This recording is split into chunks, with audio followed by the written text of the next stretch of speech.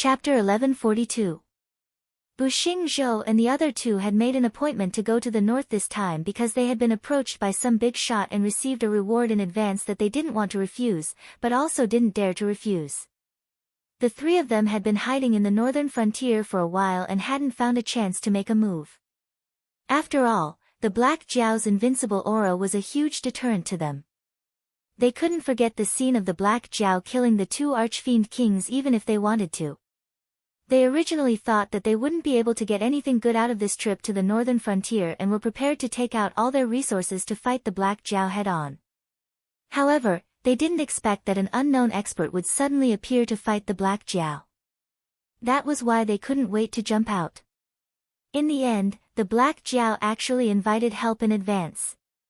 Even if the three of them were called era suppressors, it was just people giving them face.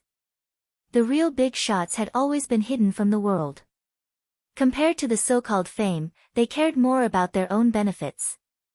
Therefore, the famous didn't necessarily mean that they were invincible. If you really wanted to judge whether someone was strong or not, you had to look at what they had done. Needless to say, Du Gumming was the #1 assassin in the world. Those experts who were known as the era suppressors had more than one fallen by Du Gumming's hands. In the assassin industry, Du Gumming had always been respected as the ancestor. If the three of them were to be targeted by Du Gumming alone, their chances of survival would probably not exceed 30%. As for Wei Li, he was even more terrifying. Only cultivators and mortals below the void netherworld realm would feel that the seven empires were unshakable existences. Even a second-rate sect was a colossal existence to cultivators at this level. However, cultivators and Yao beasts above the void netherworld realm all knew that the strength of those clans and sects was not purely based on their foundation. It also depended on whether or not they had a big shot behind them. For example, the Qiao family on the northern frontier was a family that had existed for 1,000 years. However, in Lin Yuan's hands, they were like a child's toy. That was because the Qiao family seemed powerful, but they didn't have a single cultivator above the void realm. This was why Lin Yuan didn't show any mercy when dealing with the traitorous Qiao family. Traitors, she hated traitors the most in her life. As for the big shots of the world, they were the true rulers of the Heaven Martial World, the protectors of the Heaven Gate. In the Heaven Martial World, there were many people who dared to go against the Heaven Martial World, but those who survived could be counted with one's fingers. For example, Lei Qiushen could be said to be a bloody example. He had only disobeyed the orders of the protectors of the Heaven Gate, and he hadn't even offended the upper echelons, but it had caused the four great powers to join hands to encircle and annihilate the Xinwu dynasty. If he had offended the true upper echelons, they could single-handedly flatten the Xinwu dynasty. Shadow Demon Su Yan, Northern Frontier Black Jiao, Qingjiang Wei Li. In the entire world, only these three dared to humiliate the protectors of the Heaven Gate. Furthermore, they could still live well after doing so. Thus, when Wei Li opened his mouth to curse, Buxing Zhou and the other two didn't even dare to speak up. The only thing they were puzzled about was why Wei Li and Du Gumming would appear in the northern frontier. Furthermore, why did they have to support the Black Jiao? Lin Yuan smiled but didn't say anything. With the territory model coupled with the Eye of God, other than the third prince who had suddenly appeared in Shunning City under the care of Yu Jiang, Buxing Zhou and the other two had nowhere to hide. As mentioned before, the northern frontier was currently standing on a dividing line. If the plan was carried out smoothly, swallowing the other empires and unifying the Heaven Martial continent would be just around the corner. However, if the plan wasn't carried out smoothly, the great situation of the northern frontier would be ruined in one of the following battles. Thus, Lin Yuan couldn't help but be sensitive. Towards the three peak experts who had suddenly appeared, he naturally took care of them. Even the peddlers near the inn where the three were staying were secretly changed to people from the Association of the Demon Emperor. As expected, wasn't this jumping the other way round? Although Lin Yuan was confident in his own strength, he wouldn't gamble with the foundation of the northern frontier. Although the appearance of Yu Jiang had surprised him, the situation was still within his control. Du Gumming wasn't difficult to invite. As long as he could find his whereabouts and promise him the rewards he wanted, a peak expert directly joined the camp of the northern frontier. Other than the population base, the conditions of the northern frontier were actually much better than the other empires. This time, in order to invite Du Gumming, Lin Yuan was even more ruthless. He suspended all the projects that could be suspended and used a shocking amount of resources to hire this peak assassin. As for Wei Li, that was an unexpected surprise. This was because in the original plan, Lin Yuan, Kagura, Batu and Du Gumming would fight against Buxing Zhou and the other two. Unexpectedly, Wei Li was actually able to maintain the attitude of going against the Heavenly Gate Protector and directly follow Du Gumming to the northern frontier. Wei Li didn't mention anything about rewards. It was probably due to the personality of the demon Dao. In short, there was a saying, "No amount of gold can buy my happiness." This time, Wei Li's goal in coming to the northern frontier was to make the Heavenly Gate Protector unhappy.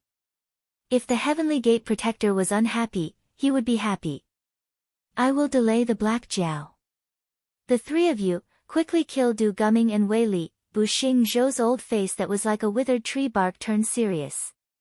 His right hand shook slightly and a pitch-black wooden stick was thrown out. Some sharp-eyed cultivators instantly exclaimed.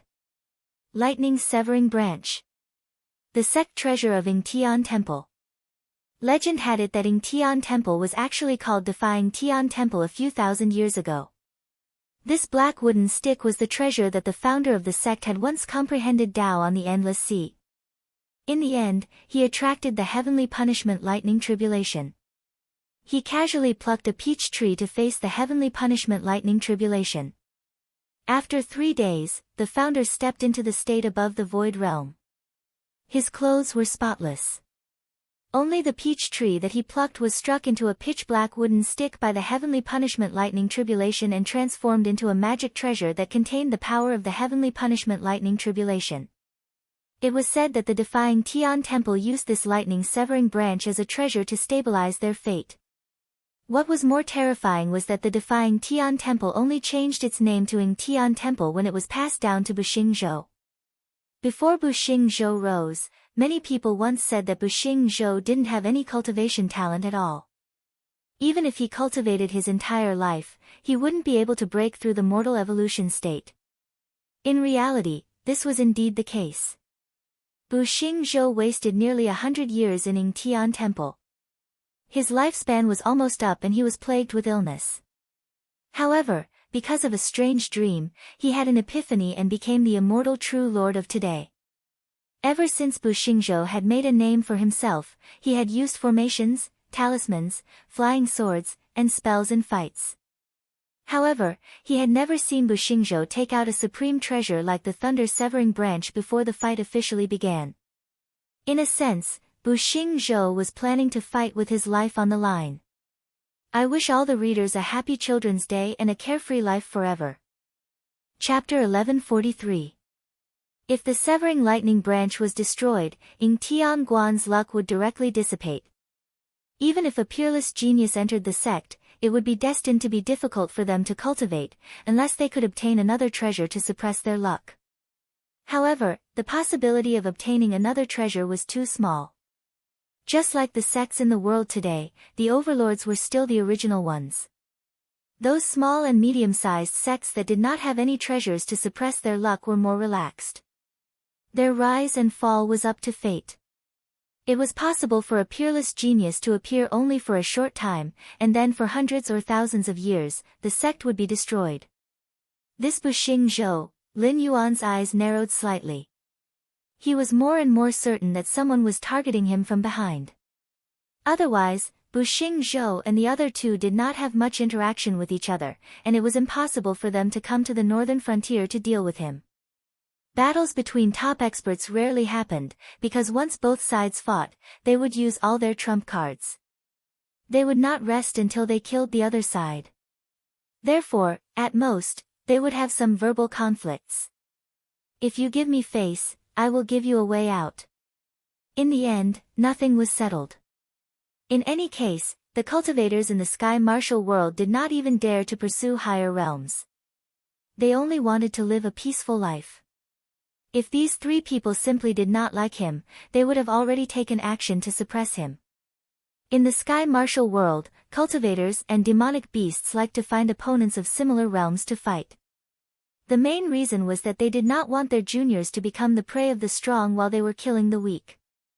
However, the protectors of the Heavenly Gate did not have such concerns about the northern frontier. They did not dare to touch Lin Yuan because they were afraid of the ancient demon court. Now, they were afraid of the background behind Lin Yuan that was even more terrifying than the ancient demon court. Otherwise, someone like Lin Yuan, who did not respect the protectors of the Heavenly Gate, would have been killed by them long ago. They came to the northern frontier to cause trouble, most likely because someone asked them to. As soon as he made a move, he directly put the fate of his own sect on the line. However, it didn't create much of a tragic and unyielding atmosphere.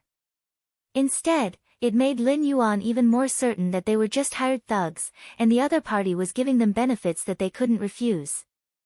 With the existence of the Willow Branch, Yu Jiang didn't dare to waste his energy to summon the 24 Heavens Phantoms again. Instead, he summoned gusts of plague wind and took the initiative to welcome Kagura and Batu. Very obviously, although he felt that Lin Yuan's idea was more difficult to deal with, he didn't put the gods of the northern frontier conferred by Lin Yuan in his eyes. He directly went up to fight 1 against 2 without any fear. Kong Xiang put his palms together. Golden Buddhist light erupted from his body. Although he didn't attack, he was still staring at Wei Li. The Buddhist inheritance of the martial heaven world wasn't perfect. It wasn't like the western sect of the Great Desolate World. Those who could defeat them were called glaring Vajra, and those who couldn't defeat them were called low-browed bodhisattvas. The Buddhist inheritance of the martial heaven world mainly focused on the word suppression. Even when facing a great demon like Wei Li, although Kong Xiang knew that he wasn't a match for him, he still had some confidence in stalling Wei Li. At this moment, the pressure was undoubtedly on Song Xuebua. Because the person this imperial preceptor of 7 dynasties wanted to deal with was Du Gumming. If he could defeat Du Gumming in a short period of time, then everything would be fine. No matter if it was his helper Buxing Zhou or Kong Xiang, he would have the upper hand. But if he couldn't defeat Du Gumming, then sorry, once Kong Xiang was killed by Wei Li, then it wouldn't be a 4 against 5 situation anymore. Lin Yuan's gaze turned. He stared at the lightning branch in Buxing Zhou's hand and said, "Old Taoist, you're smart. Seeing that the northern frontier is covered by thunderclouds, you took out a magic treasure that contains the power of lightning punishment. Firstly, you're relying on this item to restrain my lightning technique. Secondly, fighting in this kind of environment will strengthen your magic treasure to a certain extent. Your plan is pretty good. No wonder you dare to face this king alone." After being mocked by Lin Yuan, Buxing Zhou's old face was instantly embarrassed. Indeed, he saw that Lin Yuan had already set up the battlefield, so he decided to stall Lin Yuan alone. This was because using the lightning branch in such an environment was like having heavenly help to him. If he did it well, he might even be able to use Lin Yuan's lightning technique to harm himself. That was indeed the case. However, the problem was that one shouldn't hit someone's face when fighting, and shouldn't expose someone's shortcomings when scolding. What the hell did you mean by saying it out loud? Although Buxing Zhou usually considered himself as a transcendent realm, he was very clear that the so-called transcendent realm was still stuck in the sovereign realm. It was just that the divine power accumulated was much more than the ordinary sovereign realm. Even if he cultivated to the peak of the sovereign realm step by step, he wouldn't be able to compete with these transcendent realm experts. However, no matter what, his true realm was still higher than Lin Yuan. In the end, he was described in such a manner. It was as if he didn't have the lightning branch, he wouldn't dare to face Lin Yuan alone. Alright, he really didn't dare to. After all, the Black Jiao's invincibility in the northern frontier was too deeply rooted in the hearts of the people. Lin Yuan, who was hidden in the thunderclouds, narrowed his eyes slightly and sneered, "But the problem is, who told you that I'm going to use lightning techniques?" Hearing this, Buxing Zhou's heart suddenly sank. Just like what Yu Jiang said before, the flying clouds and summoning rain was originally the Dragon Clan's magical ability. However, it was actually used to scare people. The so-called lightning and rainstorm were simply a joke to cultivators. Even Heavenly Dipper realm cultivators could directly ignore it, unless something was done in the thunderstorm. However, since the Black Jiao became famous, he had fought many battles. However, who had seen this Black Jiao use lightning techniques? Too careless. TSK. Bu Xingzhou's face was so gloomy that it was almost dripping water. He glared at Lin Yuan angrily, as if he was a mute who had eaten Chinese gold thread. This Black Jiao created such a big scene, such as a rainstorm and thunderclouds. In the end, he didn't intend to use lightning techniques at all. Aren't you playing with me? Lin Yuan poked his head out from the thunderclouds and sneered, do you know, from the moment you appeared in the northern frontier, a group of Knight Buzhao's cavalry quietly set out. I reckon that they are near the Yingtian temple by now. I gave them the order that once the northern frontier changes, they are to immediately kill everyone in the temple. All the branch families, derivative families, and even the secular disciples are not to be spared. In other words, from the moment you all arrived at the northern frontier, this king planned to exterminate all of you. The torrential rain poured down and the thunderclouds shrouded the area. Although Bu Xingzhou couldn't see how sinister Lin Yuan's expression was, he could read the endless cold-killing intent from the pair of indistinct blue and white eyes. This Black Jiao was serious. Black Jiao, you, despicable. After holding back for a long time, Bu Xingzhou's face turned red. In the end, he could only curse the word despicable. Because Lin Yuan's move to kill Ying Tianguan was simply a bad move from a macro perspective, but it did indeed hit Ying Tianguan's vital point. Chapter 1144. Why was this a bad move from a macroscopic point of view? Previously, there had been frequent incidents in the northern frontier because the Sky Demon had confronted the northern frontier. This had attracted a large number of effective forces from the northern frontier and caused them to neglect the supervision of the rear. This allowed the shadow demon Su Yan, the Rising Clouds dynasty, the venerable demon of the southern wasteland, and other forces to stir up trouble, causing the entire northern frontier to be in chaos. Although Lin Yuan's return from the Endless Sea was a boost, it had no effect on the overall situation. If the Sky Demon had not suddenly given up on confronting the northern frontier for some reason, the northern frontier would not have been able to solve the problem of the Hengduan Mountains. Even the immortals would have been able to cause trouble for the northern frontier. But what was Lin Yuan doing now? The situation had not stabilized, but he had sent people to the area occupied by the Sky Demon. If this was not provoking the Sky Demon, what was it? If the Sky Demon was really provoked by the northern frontier and turned back to attack the northern frontier, then Lin Yuan would have to spit out everything he had taken. He might even have to pay an even more painful price in order to stabilize the situation at the northern frontier. Aren't you afraid that the Sky Demon? Bu Xingzhou glared at him angrily. He felt as if a mouthful of blood was stuck in his chest, and he could not calm it down. There were still many sects and families in the Central Plains.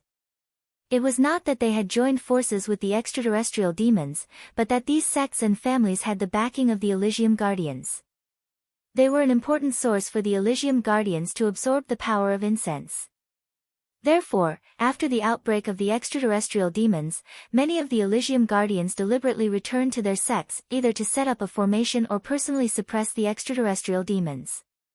This was the only way to preserve their inheritance.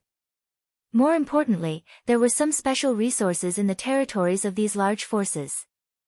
These were things that they could not part with, so naturally, they would not move them at will. In fact, there were similar sects and families in the south. Lin Yuan's plan in the south was not to directly move the entire south. At most, it would be to the point of emptiness. The top forces in the south were eager to do this and annexed a large number of territories without bloodshed.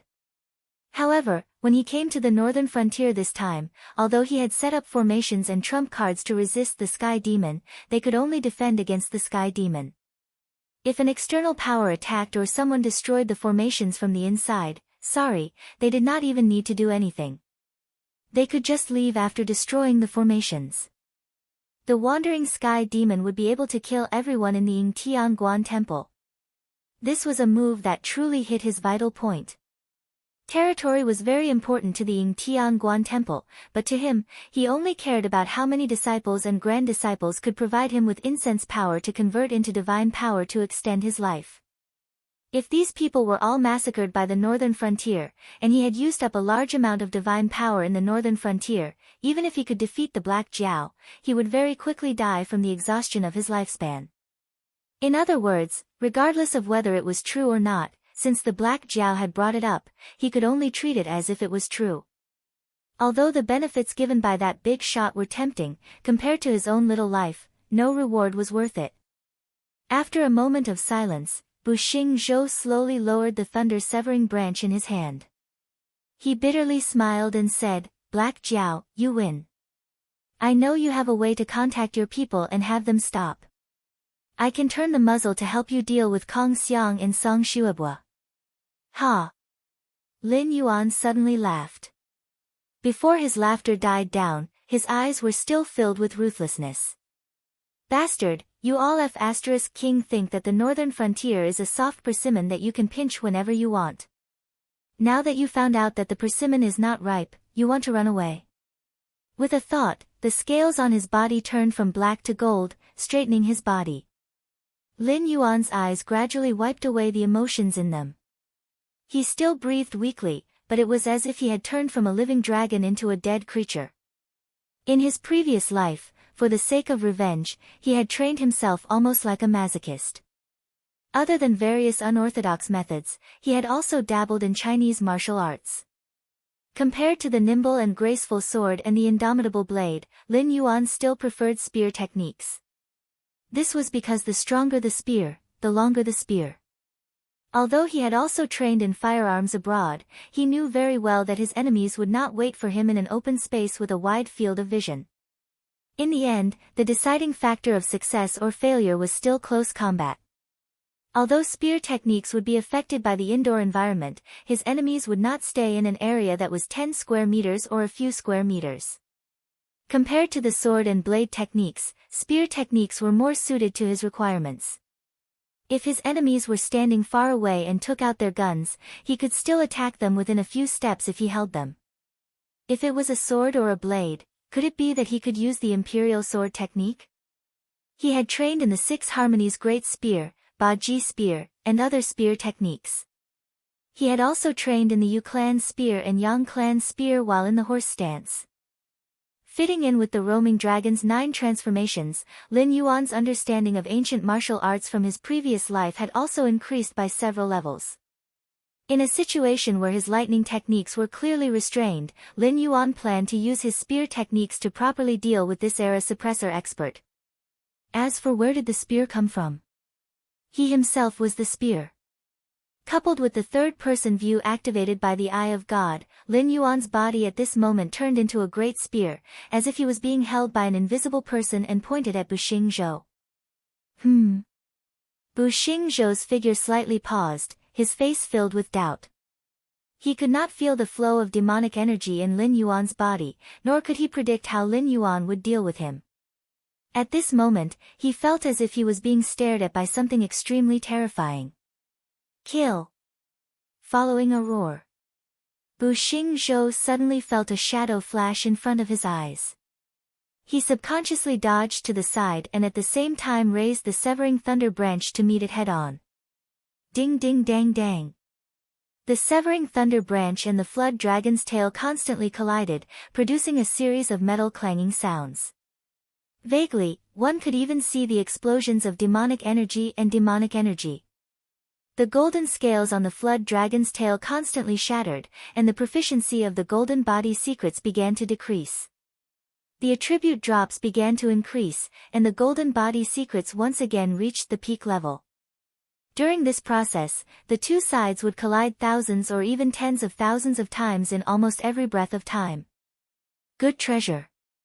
Lin Yuan retreated a little more than 10 meters, once again hiding in the thunderclouds, and opened his mouth to praise. What he had just used was the piercing word technique of the 3 major elements of spear techniques. Ordinary people who practiced the piercing word technique, such as Swallow Flying Curtain, could be considered an expert. The great spear master of the Three Kingdoms era, Tong Yuan, was an expert in this field. His 100 birds worshipping the phoenix was 100 spears instantaneously. Although it was unknown how much of this 100 birds worshipping the phoenix was exaggerated by others, but if there really was someone who could achieve 100 spears instantaneously, then even Lu Bu, who was known as the #1 horse fighter of the era, would be pierced into a sieve in one round. It was just like how some Guoshu experts could use cold weapons to cut or block bullets, but that was only for pistols. You want them to try using a cold weapon to meet a submachine gun head-on. Moreover, 100 spears per second could not even be considered a submachine gun. Even Ma Xiaoxin could only fire 600 spears per minute. With Lin Yuan's current attributes, using the piercing word technique and a heavy machine gun were no longer enough to describe his terrifying speed. When the two sides collided, there was even a gap in the rainstorm. It was simply unable to penetrate Lin Yuan's spear curtain. Chapter 1145. However, under such a terrifying spear curtain, Bu Xingzhou was barely able to keep up with Lin Yuan's rhythm, and he was able to take on the Jia formula one by one. However, this was also the meaning of the question. After all, Bu Xingzhou was more than a realm higher than Lin Yuan. No matter how bad his basic attributes were, they wouldn't be lower than Lin Yuan's. He also had a lot of battle experience. If he couldn't even react to this, then the so-called era suppressor would be a joke. The only thing that caught Lin Yuan's attention was that lightning branch. Too hard, too hard. In that instant of collision, Lin Yuan spent at least 2,000 attribute points to maintain the strength of the golden body chant. However, he could repair his own injuries, but the lightning branch didn't have such an ability. In other words, his own defense combined with the buff of the golden body chant couldn't even shake the lightning branch. It didn't even cause a crack. This was enough to show how powerful this treasure was. As expected of the treasure that stabilized the sect's fate. However, Lin Yuan's eyes became fierce again. He moved and used the take word and suddenly hit Bu Xingzhou's wrist from bottom to top. Bu Xingzhou felt the pain and subconsciously wanted to let go. However, a thought flashed in his mind. He actually gritted his teeth and forcefully held onto the lightning branch that was about to leave his hand. When he looked at Lin Yuan again, his eyes were filled with shock. The heaven martial world didn't care about techniques. Most of the fights were just a straightforward exchange of blows. Even mortal evolution state martial artists mostly used the open tablet hand to fight. When he clashed with Lin Yuan before, he felt that Lin Yuan's fighting style was like a swallow flying through a curtain. There was no rhythm, but there seemed to be some kind of rhythm. Although he couldn't grasp that rhythm, he could still use his body and reflexes to forcefully receive it. However, when Lin Yuan attacked again, he suddenly changed his fighting style and almost caught him blind. He didn't dare to think that once he lost the severing thunder branch and encountered Lin Yuan's previous attack that was like a swallow flying through a curtain, what other way could he use to deal with it other than flying back and retreating? He could retreat, but if he retreated, he would lose the lightning branch. At that time, he would be even more miserable. The corners of Lin Yuan's mouth slightly widened as he looked at Bu Xingzhou with a sinister grin. There was an old saying in Huaxia, skills can approach the Tao, and skills can approach the gods. Humans had always had an inexplicable thirst for power. Before the heavenly connection, humans were extremely passionate about the Tao of cultivation. Any mighty figure who fought his way into the heavenly court could easily encounter hundreds of thousands of celestial soldiers and celestial generals.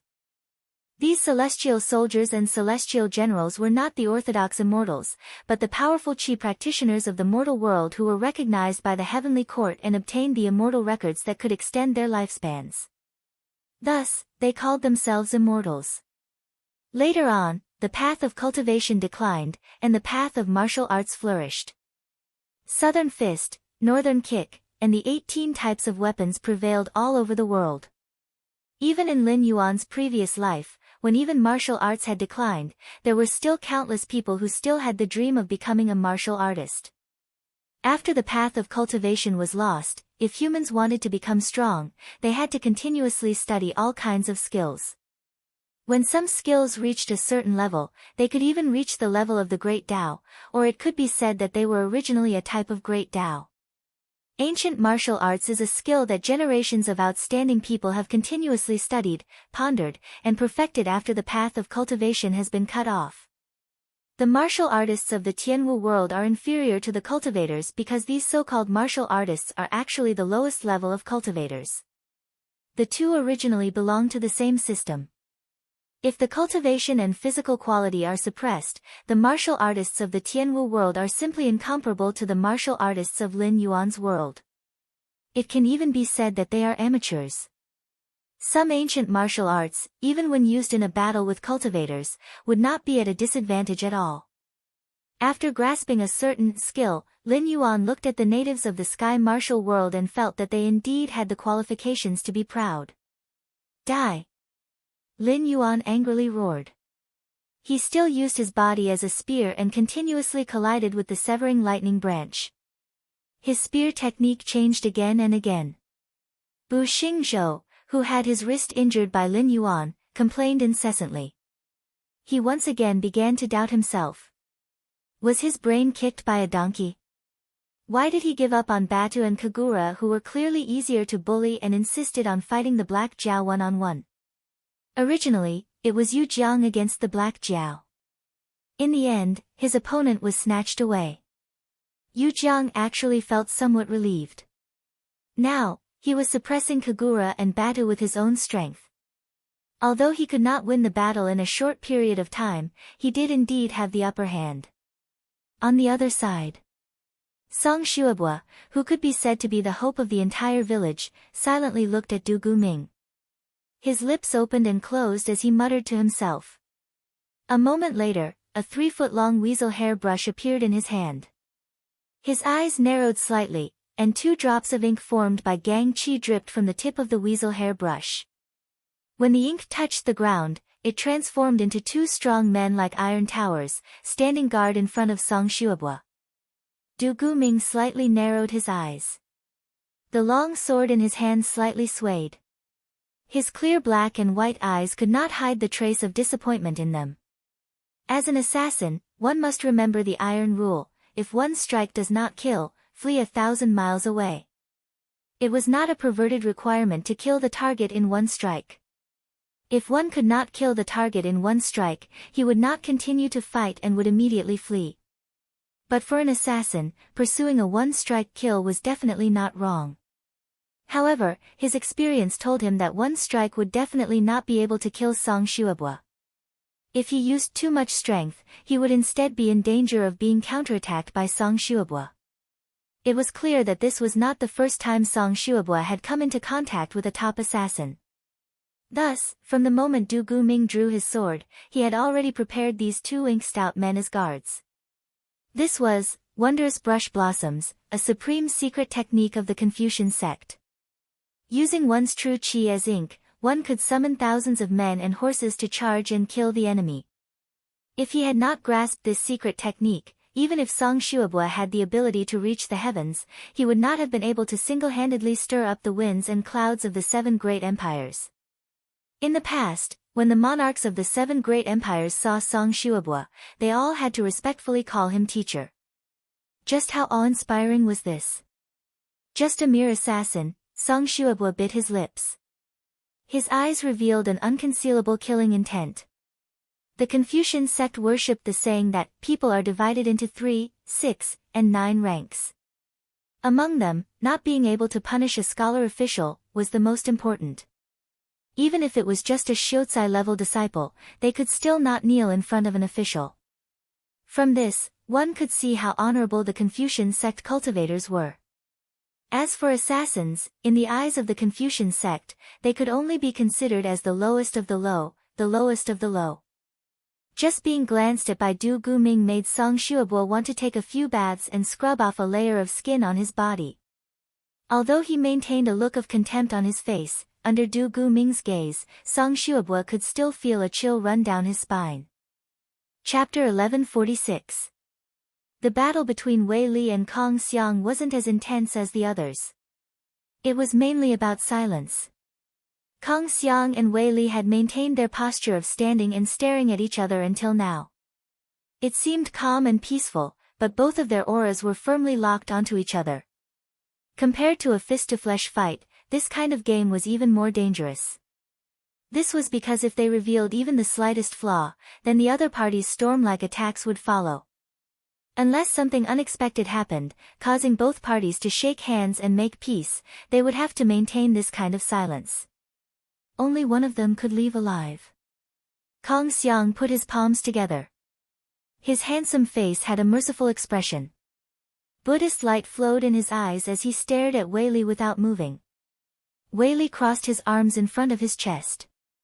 He had an obvious look of ridicule on his face, as if he was mocking this monk who overestimated himself. Stop looking. Even if you stare until your eyes are broken, you still won't be able to find a flaw in your grandfather's body.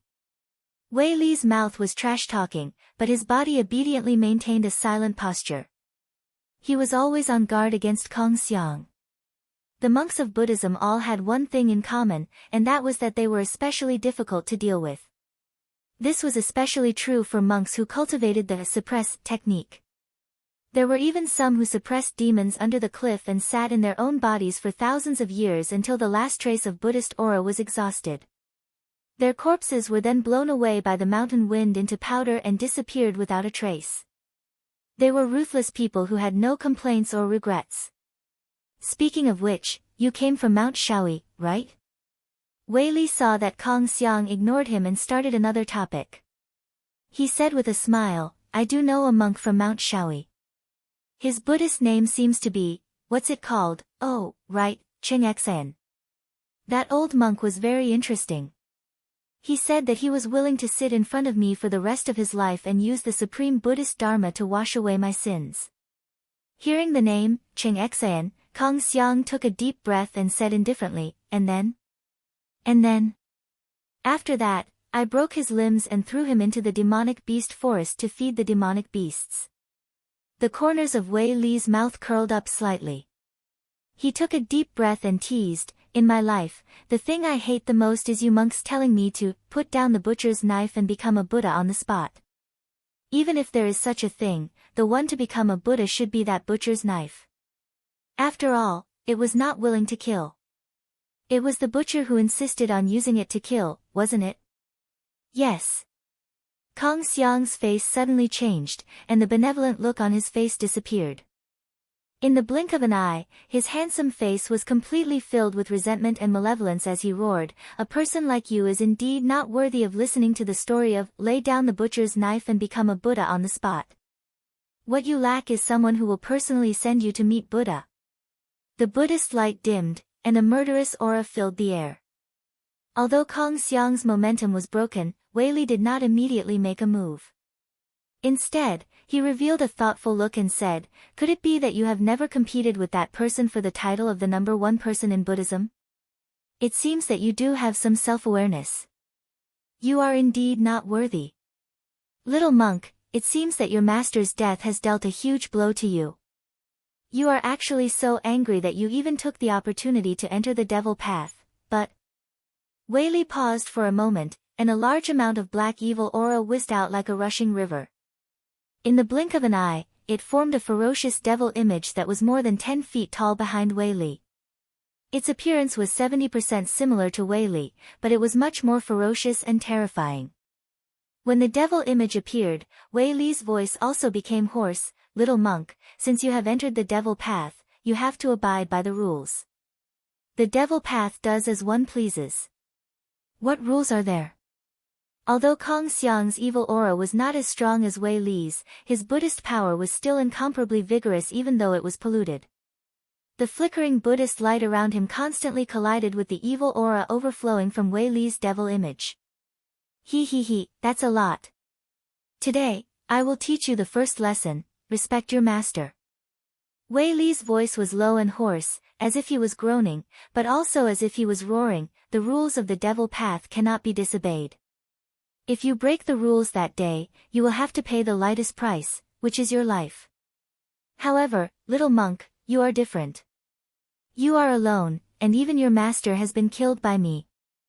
So no matter how angry I am, in the end, I will still kill you. You have profited. Dark green flames gradually spread out from Wei Li's body. Together with the devil image behind him, it was as if an ancient great devil had broken out of its seal and was roaring towards the heavens, preparing to bring a calamity to the common people. Other than the almighty experts from the Great Desolation era, when the natives of the Sky Martial World saw this scene, regardless of their faction or realm, they all sucked in a breath of cold air. Ever since the Void Netherworld realm became human sovereigns, countless true experts went into seclusion. With the passage of time, the cultivators of the Void Netherworld realm gradually developed the style of a big shot, rarely personally taking action. Although the 7 great empires, the Endless Sea, and the 2 great demonic beast veins were all at war and seemed to be very fierce, in reality, all the empires were just small cats and there was nothing to see. However, this time in the northern frontier, a chaotic battle between 9 peak experts. Although it was exciting, there were only a few people who wished for them to really fight. Even some of the Heavenly Gate Guardians could not hold themselves back and planned to intervene. After all, with 9 peak experts taking action, even if the Black Jiao, Kagura, and Batu worked together to control the situation, they might not be able to protect the northern frontier. Although everyone wanted Black Jiao to die and the northern frontier to be destroyed, the conditions had to be reasonable. It should be known that once the northern frontier was destroyed, it meant that the agreement between the Heavenly Gate Guardians and the Sky Demon would lose its effect. At that time, the Sky Demon would run amok, and the few empires nearby would not be able to gain any benefits. Moreover, if the northern frontier was destroyed, who knew what kind of monster would appear from the remains of the northern frontier to take over the position of the northern frontier?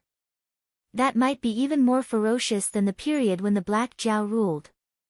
Among the Heavenly Gate Guardians, the Shengqing Tianzuan, whose code name was Tsang, waved his hand expressionlessly.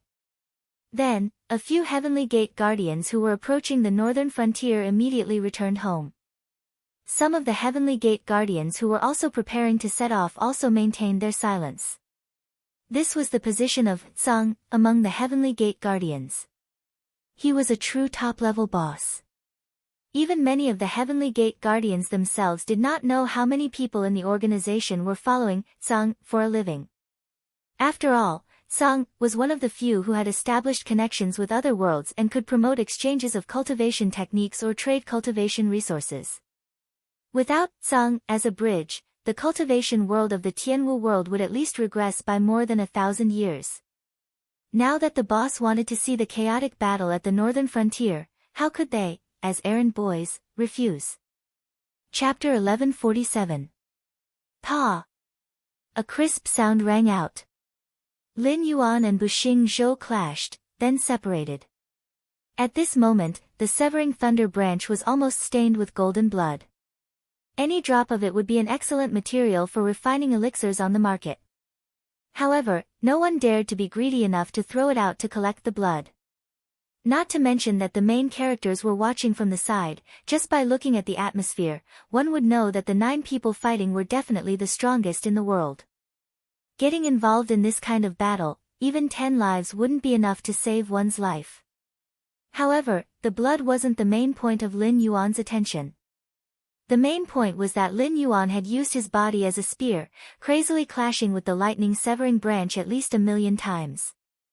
This almost masochistic behavior had finally caused a crack to appear on the supreme treasure that had been suppressing Ying Tianguan's destiny. Don't underestimate this sliver of a crack. The development of the unorthodox Dao in the Tianwu world couldn't be considered as flourishing. Only the regions near the Hengduan mountain range had more refiners. Only those demon slayers who had to fight against demonic beasts would spend large amounts of money to purchase various types of equipment. For demon slayers, if they were well prepared, then their safety would be more assured. It was also because of the existence of demon slayers that the northern frontier's refiners prospered. They had laid a good foundation for the current northern frontier's Ministry of Works. However, things like magical treasures were still unworthy existences in the Tianwu world. Although they could greatly increase the strength of the wielder, the natives of the Tianwu world were more willing to believe in themselves than inanimate objects. Therefore, the refinement techniques were relatively backward. After so many years, there were only a few treasures that had been passed down from generation to generation. The magical treasures that could truly suppress the destiny of a sect weren't actually forged. Instead, they were existences similar to innate spiritual treasures. This type of naturally formed magical equipment actually had the characteristics of being completely natural and flawless. Therefore, the thunder-severing branch was either completely undamaged, or once a crack appeared, it meant that it couldn't hold on any longer. If it continued to collide at a high intensity, it was likely that before Buxing Zhou was beaten to death, the thunder-severing branch would shatter into pieces. Black Jiao, you vicious beast. Buxing Zhou thought for a moment, then his expression suddenly changed and he cursed. After all, the thunder-severing branch was a supreme treasure that was used to stabilizing Tianguan's luck. A treasure of this level could not be broken easily. Let alone millions of hits, even if it was 100 million or 1 billion times, as long as Black Jiao could not shaking Tianguan's luck, the thunder-severing branch would remain intact. But now, the severed lightning branch had split open on its own, which undoubtedly meant one thing: the northern frontier had made a move against the Heaven Temple. For a treasure that had accompanied him for thousands of years, Buxing Zhou knew the thunder-severing branch like the back of his hand. He knew very well that the thunder-severing branch was not broken by Lin Yuan's tyrannical physical body, but when it was separated, the power of luck that wrapped around the thunder-severing branch dissipated, causing the magical treasure to split open on its own. It was a warning to him that Ying Tianguan had been targeted. As everyone knew, although the Black Jiao of the northern frontier was arrogant and challenged authority with every step he took, the Black Jiao had a strong point that most people could not do, and that was, he was a man of his words. Whether it was in Tianguan or defying Tianguan, if the Dragon King said that he would destroy your entire sect, then he would destroy your entire sect. Therefore, once the people of the northern frontier appeared nearing Tianguan, there would be no survivors after the battle. At that time, where would he go to rebuild his orthodoxy and recruit enough disciples to provide him with the power of incense? Buxing Zhou lowered his head slightly with a gloomy face.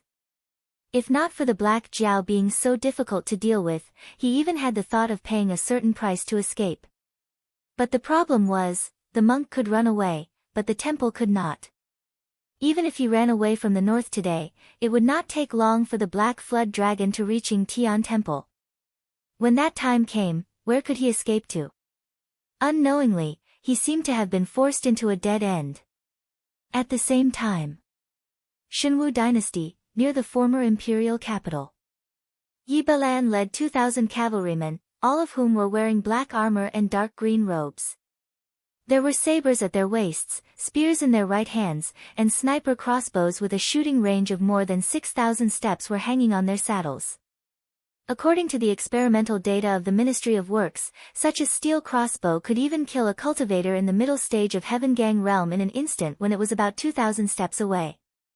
Demonic beasts in the Mountain Lord realm might not be killed by the first arrow, but they would not be able to resist the second arrow. Moreover, after being hit by the first arrow, even demonic beasts would not be able to stand up easily. Yi Belan let go of the reins with his left hand, held the spear in his hand upside down, and growled, according to the map, Ying Tianguan should be in the vicinity. It is a chaotic time, so it is normal for them to expand their territory. From now on, get ready for battle. Divide into 4 groups and search separately. If you meet the enemy's scouts, don't fight with them unless you are absolutely sure that you can kill all of them. Remember to hide your whereabouts well. When you get the exact information, gather at the predetermined place to discuss the next step. Speaking of this, Yi Belan touched his nose and grinned grimly. Today should be the first time for most of you to carry out a field mission. I think, from the day you entered the field, you should know what will happen if we fail. I'm afraid that it will be difficult to even gather a whole corpse. Furthermore, this time, we're not simply here to complete the mission. We're here to warn those embroidered uniform guards who are getting more and more arrogant. Don't make it seem like we can't go out into the field. This is the final test that we've specially arranged for you. If anything goes wrong, you can forget about becoming an official member for the rest of your life. Yes. The 2,000 members of Butake Night answered in a low voice. Their voices and intonations were extremely uniform and low enough. If one didn't carefully distinguish the difference between the accents, it would seem that they were the same person answering in a muffled voice. No one would simply treat this operation as a routine field operation by Night Buyao, because from the moment Night Buyao was established, it had always been an intelligence organization that stood side by side with the embroidered uniform guards. It was just that Night Buyao was external, while the embroidered uniform guards were internal. The association of the Demon Emperor and the MI7 had taken away a certain amount of authority from these two organizations, forming a restriction on the two, but not threatening their positions. Butake Night was originally an active ranger on the Frost Mirror grassland. However, with the implementation of the Northern Frontier Plan, the Shuangjian dynasty now existed in name only. Butake Night could continue to be active on the Frost Mirror grassland, but its focus would begin to shift. Chapter 1148. Especially after Li Xian took over the Embroidered Uniform Guard, the entire Embroidered Uniform Guard Yamen became crazier, even more terrifying than when Luo Su was in charge. Luo Su was a mad dog. No one knew what his goal was. In any case, he acted according to Lin Yuan's request. But at that time, the various forces on the northern frontier were simply afraid of the Embroidered Uniform Guard's strength. But now that Li Xian was the commander, it was different. The biggest difference between Li Xian and Luo Su was that Li Xian would not kill for the sake of killing. He used the authority of the Embroidered Uniform Guard to block most of the various forces on the northern frontier. He did not even need to wield a butcher's knife. They would kneel down and admit their mistakes. Luo Su's reign and Li Xian's were practically two different eras. Yi Balan originally did not want to care about this kind of thing, but he really had no choice. After all, Yi Busho was now in charge of supervising the Embroidered Uniform Guard. Once Li Xian completely stabilized his position and forced the various forces on the northern frontier to bow their heads, Yi Balan would have nothing to do with it. That was why Yi Bailin volunteered to lead Night Busho to carry out the order to massacring Tianguan. He wanted to shift Night Bushu's focus to the mainland. Although he might not be able to keep Li Xian in check, at least he wouldn't let the Imperial Secret Service dominate the mainland. Clap. Clap. Yi Balan gently clapped his hands twice and said with a smile, "That's it for the time being. Let's spread out and collect all kinds of information as fast as possible. When the time is right. Don't forget, our Dragon King has asked us to kill all these bastards. We'll try to take them away in one wave. Don't let anyone escape. Otherwise, we'll be in trouble." Soon, 2,000 of Yi Bushu's elite cavalry were split up. Each team of 500 people was further subdivided into action groups of 4 people. They spread out to gather information. The main purpose was to determine where Yingtian Temple's members gathered, how many cultivators and mortals there were in these places, the level of cultivation in the cultivation world, the fortifications of these strongholds, and so on. If they had the ability, it would be best to formulate the most efficient attack plan. These Yi Busho had originally gone through a strict assessment before becoming a reserve. They had also developed first-rate horsemanship and fighting skills through numerous battles with the Frost Mirror Barbarian. Not to mention dealing with a temporarily organized scout of a sect, they were even confident that they could follow a tribe on the grasslands and keep the distance from them within 100 kilometers without them noticing their presence. Sitting on the back of the warhorse, Yi Balan gloomily stared at the area where Yingtian was located on the map. Dared to cause the northern Yingtian temples, they must pay the price. Dragon King said that he wanted all these people to die, so none of them could escape. At this moment, Yingtian Temple, who was still intoxicated by the birth of their ancestor, was exuding a happy atmosphere. Even the sky demon outside was only a small trouble, and would be dealt with by their ancestors sooner or later. Yingtian Temple naturally had to celebrate after taking over a large amount of territory without shedding a drop of blood. Many people were ridiculing the northern Yingtian Temple for being fools. Moved the sects and families in the south, and did not rush to occupy the Xinwu dynasty's territory. Wasn't it obvious that they wanted to let the sects and families who had not yet moved develop and become stronger? At this pace, it was hard to say whether they would replace the Shinwu dynasty as the northern Yingtian Temple's territory in the future. But they completely did not expect that a massacre from the northern Yingtian Temple was madly brewing around them. Yi Balan's intelligence gathering was absolutely terrifying. After all, the standard that Yi Balan had set for Yi Balan was that once the higher-ups set their eyes on a certain grassland tribe, they must get the most detailed report in the shortest time possible. It was so terrifying that even what the tribe's Khan ate at night, who he ate with, what he said during the meal, and so on, had to be recorded. This time, after Yi Balan's members annihilated and avoided some of the mounted scouts, they immediately began to disguise themselves. Some disguised themselves as mounted scouts, while others disguised themselves as refugees. In twos and threes, they walked towards the nearby stronghold of Yingtian Temple. Although Yingtian Temple had some doubts and did not know where so many people suddenly came from, they were not stupid enough to think that some refugees were from the northern Yingtian Temple. After a few simple questions, they let all the refugees into the stronghold. Everyone had ambition, and Yingtian Temple was no exception. In the past, there was a shortage of manpower in the sect, so they could only hide in the sect and watch others eat meat. At most, they could only eat soup. But now, the founder had come out of his closed-door training and joined hands with several strongmen to go directly to the Black Jiao in the northern Yingtian Temple. Once the founder came back, Yingtian Temple would change and become one of the most powerful forces in the world. Naturally, they would take in refugees. If there were only a group of cultivators, how could they establish a country? Would they let these noble cultivators cultivate the land? 2 hours later. Yi Balan, who was sitting on the horse and pretending to be asleep, suddenly opened his eyes and said in a low voice, "Everyone, put on armor and get on the horse. Go to the planned place of attack and act according to the plan." Only after 2 hours, Yi Balan had already gotten most of the information that he wanted to know. The heaven-facing temple was indeed in this area, but this wasn't the real heaven-facing temple. In the past, Buxing Zhou had an epiphany and opened up a heavenly grotto. He hid the original heaven-defying temple inside the heavenly grotto and then built the present heaven-facing temple on the original site. It wasn't that the sect didn't have enough disciples, it was just that the heaven-facing temple could only be considered an outer sect. The real seedlings were all taken into the heavenly grotto and entered the inner sect, the heaven-defying temple. With Yingtian Temple as the center, there were 108 towns around it. Even the smallest town had a population of nearly 10 million. These towns were all funded by Yingtian Temple. The castellans and the aristocratic families in the cities were most likely related to Yingtian Temple.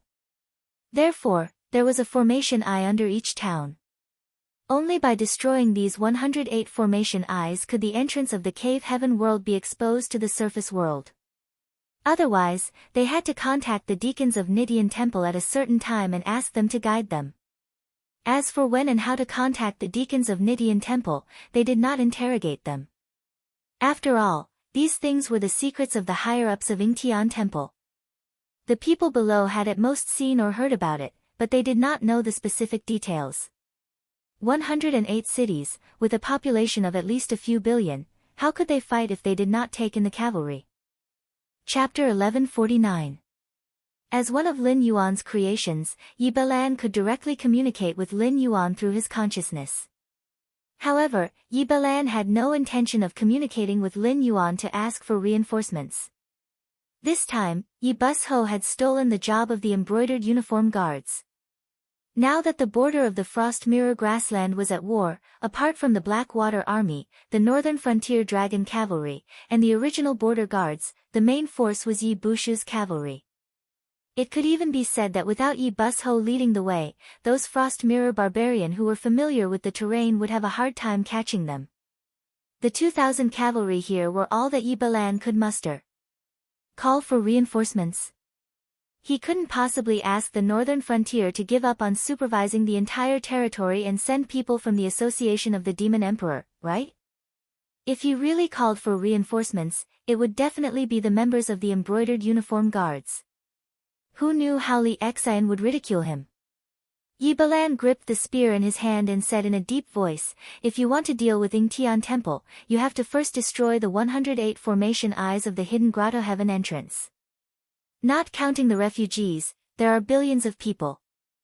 Even if they are all mortals, it will take you until next month to kill them all. Therefore, I will give you 3 days to infiltrate the various cities and towns and find out the formation eyes. Find out the name, background, and cultivation of the members of Yingtian Temple who are in charge of guarding the place. Do not leave out a single detail." These cities and towns all had nominal leaders. Some were disciples of Yingtian Temple, while some were old officials of the Xinwu dynasty. However, they were all taken over by Yingtian Temple on the first day they took office. Even if the city lord wasn't from Yingtian Temple, he was only the city lord. All the officials in the city and even the garrison army were disciples of Yingtian Temple. Not to mention the collapse of the Xinwu dynasty, even when the Xinwu dynasty was at its peak, they didn't dare to interfere with Yingtian Temple's affairs.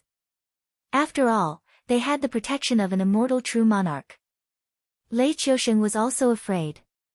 If there was no need, why would he provoke the guardian of the heavenly gate?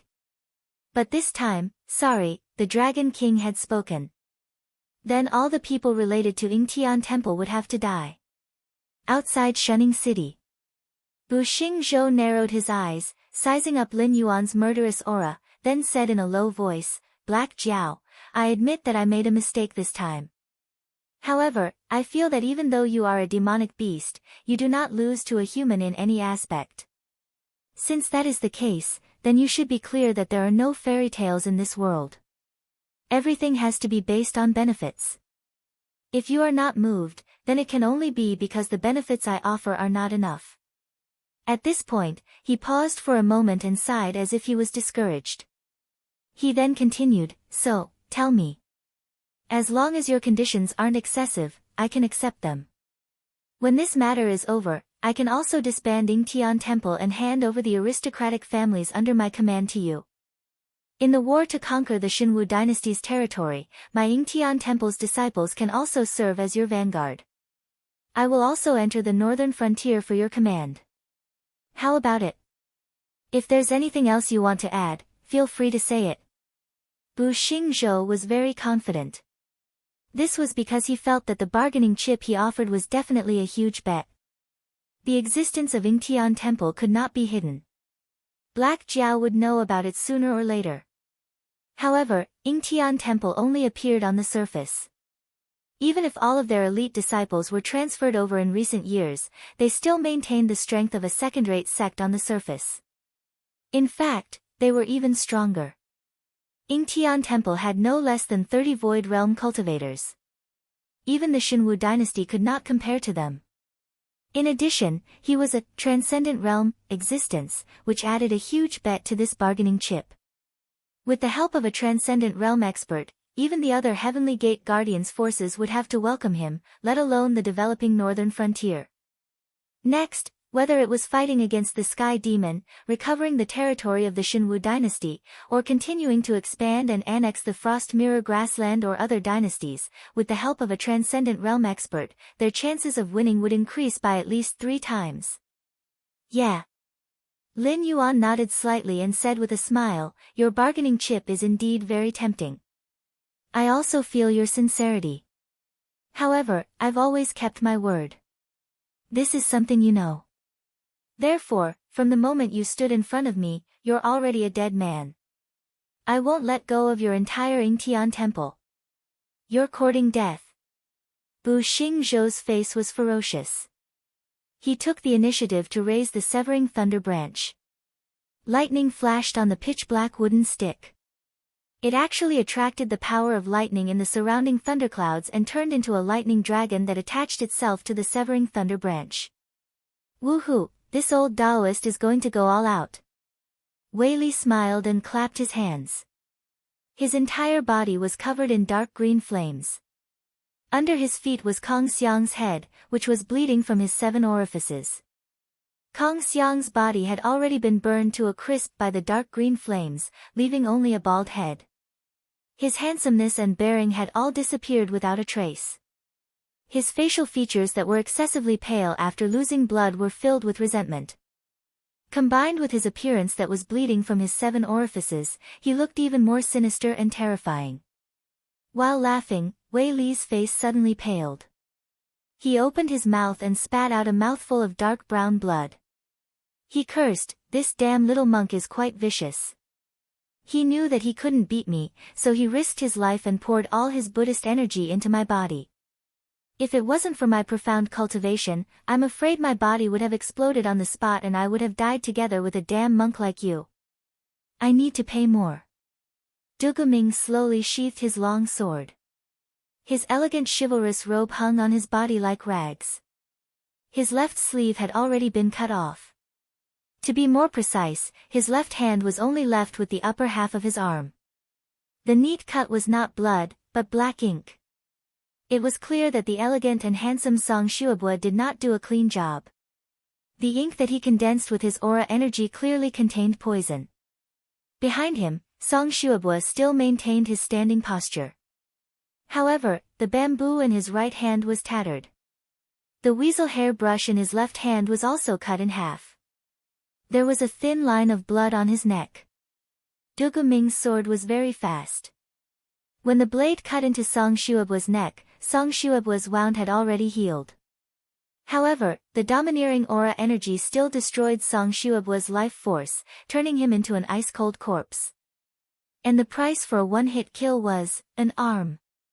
Very few people knew that Du Ming used the mother-child sword. The mother-child sword killed while the mother-child sword blocked. In the past assassinations, Du Ming's mother-child sword could be said to be successful. It could even be considered a strange move. However, this time, Song Shuabua's counterattack was too fast and too fierce. It was as if he planned to use his life to exchange for Du Ming's. Even if Du Ming's reaction was fast enough, he still left half of his arm behind. Even the mother-child sword was exposed to the sight of countless spectators. Even if he used spiritual items to heal his arm, his threat would be greatly reduced in the future. Chapter 1150. Yu Jiang, who was fighting Kagura and Batu, was not in a good state either. Although the outcome had not been decided, the 4 green snakes around Yu Jiang had been completely killed, and even one of his wings had been cut off. As for Batu and Kagura, although they were covered in wounds, they had not lost their ability to fight and were still staring at him covetously. Especially Batu. This fellow's priesthood was originally war and conquest, and he also had the luck of the northern frontier. While fighting Yu Jiang, he also dragged Yu Jiang into the war god domain. The more intense the battle between the two sides, the more terrifying the boost Batu received. In addition, although Kagura's priesthood was in charge of harvest, she could still use some simple incense power. While she was frantically healing Batu's injuries, she was also constantly creating obstructive traps for Yu Jiang. Yu Jiang even had a bad premonition. If this continued, he might not be a match for these 2 new gods. However, this was normal. After all, these prehistoric creatures were extremely powerful, but there was a limit to the world's capacity. They could not fully unleash their peak combat strength, and they did not have time to bring all their belongings when they fled, especially on the home ground of the northern frontier. Yu Jiang was indeed the sea god of the North Sea, but the northern frontier was not his dojo. If he wanted to exercise the priesthood of the sea god of the northern frontier, he had to see if the Dragon King of the northern frontier was willing to give him face. He could fight against 2 people by himself because of the abundant incense power he had accumulated in the past. However, no matter how abundant it was, there was a limit. The human world worshipped the northern celestial emperor, Xuanqiu.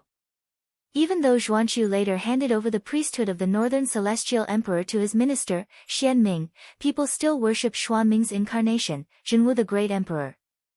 It had nothing to do with him, the sea god of the North Sea. After Lin Yuan's era, people did not even believe in Xuanqiu, let alone care about the identity of the sea god of the North Sea. At this moment, the scales of victory had begun to tilt towards the northern frontier. Yu Jiang flapped his wings and forced Batu to retreat. He roared, "Di Shang, what are you waiting for? Di Shang." When he heard this name, Lin Yuan could not help but be slightly stunned. The prehistoric creatures watching the battle could not help but hold their breaths. After the fall of the Shang dynasty and before the reign of Qin Shi Huang, there was only one human king in the world. In the 800 years of the Zhou dynasty and the later spring and autumn period and the Warring States period, the rulers were basically the son of heaven and not the human king. Those in the Warring States period were not even the son of heaven, but only the king of vassals. To the high and mighty creatures in the untainted land, no one cared about the life and death of these vassals except for the grand supremes and other powerful people who had set up the human world. But Di Shang was different. Other than Shangqing Tianzuan, they either hid from the world like Hanba, or they had more or less fought with Di Shang. These mighty people from the prehistoric world knew very well how terrifying the human king who carried the will of the 3 sovereigns and 5 emperors was. In the prehistoric world, he forced Hong Jun, who was the ruler at that time, to want to get rid of him, but he was helpless.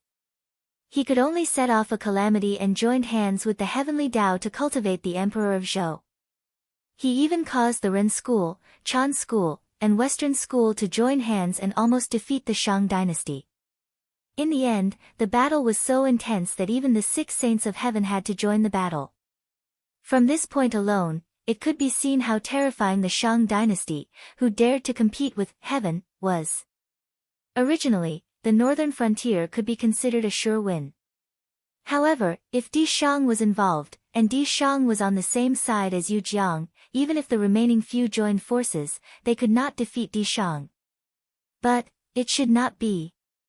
The human king who was crazily discredited was not like what was recorded in the ancient books that were passed down to later generations. First of all, Di Shang could be said to be the first person to break the concept of class. As long as a slave was capable enough, Di Shang could allow him to hold an important position. Those nobles with noble bloodlines, if they were not capable enough, Di Shang would definitely not appoint them. Even gender was not that important in Di Shang's eyes. Compared to the stories of female generals like Hua Mulan that were fabricated, Di Shang had a female general like Fu Hao in this dynasty. Secondly, Di Shang did not believe in the system of God's bestowal of monarchs. Even the Zhou rights requirement of seniority was not worth mentioning in Di Shang's eyes. Queen Jiang had 2 sons, but none of them were successful. If they ascended the throne, they would definitely become the son of heaven and not the human king. Therefore, Di Shang wanted to appoint Wu Geng, who was born by Daji, as the crown prince. During the Shang dynasty, Di Shang's action could be said to have offended the upper class. Daji was not the demon concubine that was later sung. Instead, she was concubine Xian who had made countless contributions to the Shang dynasty. Taking a closer look at what the officials of the Shang dynasty did, they were all eating the rice of the Shang dynasty, but they repeatedly helped the feudal lords to rebel. Bai Gan and the others were all traitors. On the contrary, Fei Lian and Lai, who were known as traitors, accompanied Di Shang to the end of their lives and had never betrayed him. Loyalty and treachery could be seen at a glance. However, history was a little girl who could be dressed by anyone. That was why many people misunderstood the people of that period. More importantly, anyone who had participated in the investiture of God's tribulation knew how crazy Di Shang was at the end of the war. The Zhou dynasty would only record that the marquises rose up to support King Wen of Zhou and King Wu of Zhou. However, they did not mention in detail what the Yin Shang had done to make so many marquises support a poor and destitute West Qi. They would only record that Di Xian was raped at Jiaxing Tower. However, they would not tell the later generations about the huge loss that Di Xian had brought to the Zhou dynasty. Similarly, they would not record that if Di Xian's 2 sons had not betrayed him and opened the city gate to welcome the allied forces of the marquises into Zhaoga, Di Xian could have defeated the allied forces of the marquises without shedding any blood. However, when people studied this period of history, they would always find something strange. For example, the people of the Shang dynasty would rather die than eat a grain of rice of the Zhou dynasty. Many people did not even consider themselves as people of the Zhou dynasty, but called themselves the remnants of the Shang dynasty. There was also Di Shang's son, Wu Geng. Why didn't GFA dare to kill Wu Geng when the Shang dynasty was destroyed? Instead, he gave Wu Geng a fief and made Wu Geng a feudal lord. If Wu Geng's ability was not as good as Di Shang's, the Zhou dynasty would never have the fortune of 800 years. Did Di Shang sleep in Zhaixing Lu because he was afraid of being judged by the Zhou dynasty? Wrong. Di Shang's sleep in Zhaixing Lu was not because he was afraid of the judgment of the Zhou dynasty.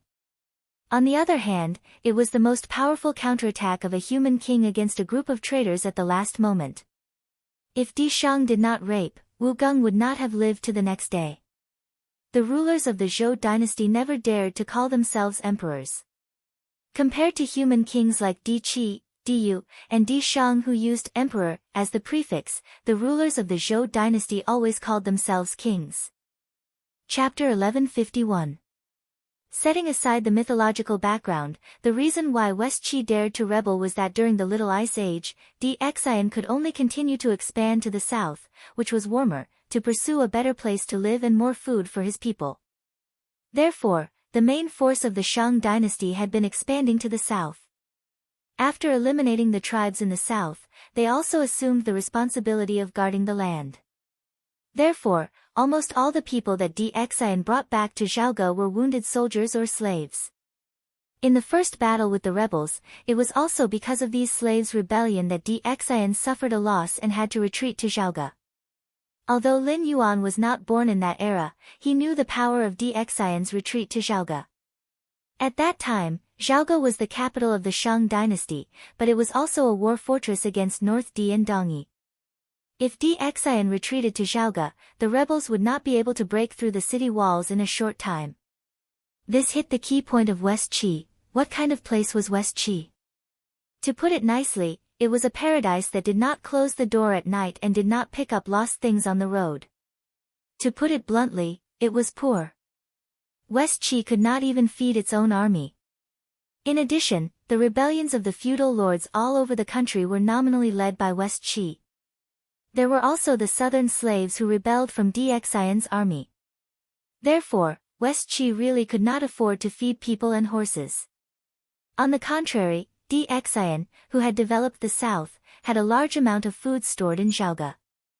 Therefore, as long as Xian refused to fight, it was equivalent to winning the war and waiting for the rebels to collapse. In the end, the two sons of Queen Jiang and Weizi, who had failed to compete with Xian for the throne, opened the strong city gate of Zhaoge without hesitation, making all of Xian's schemes a joke.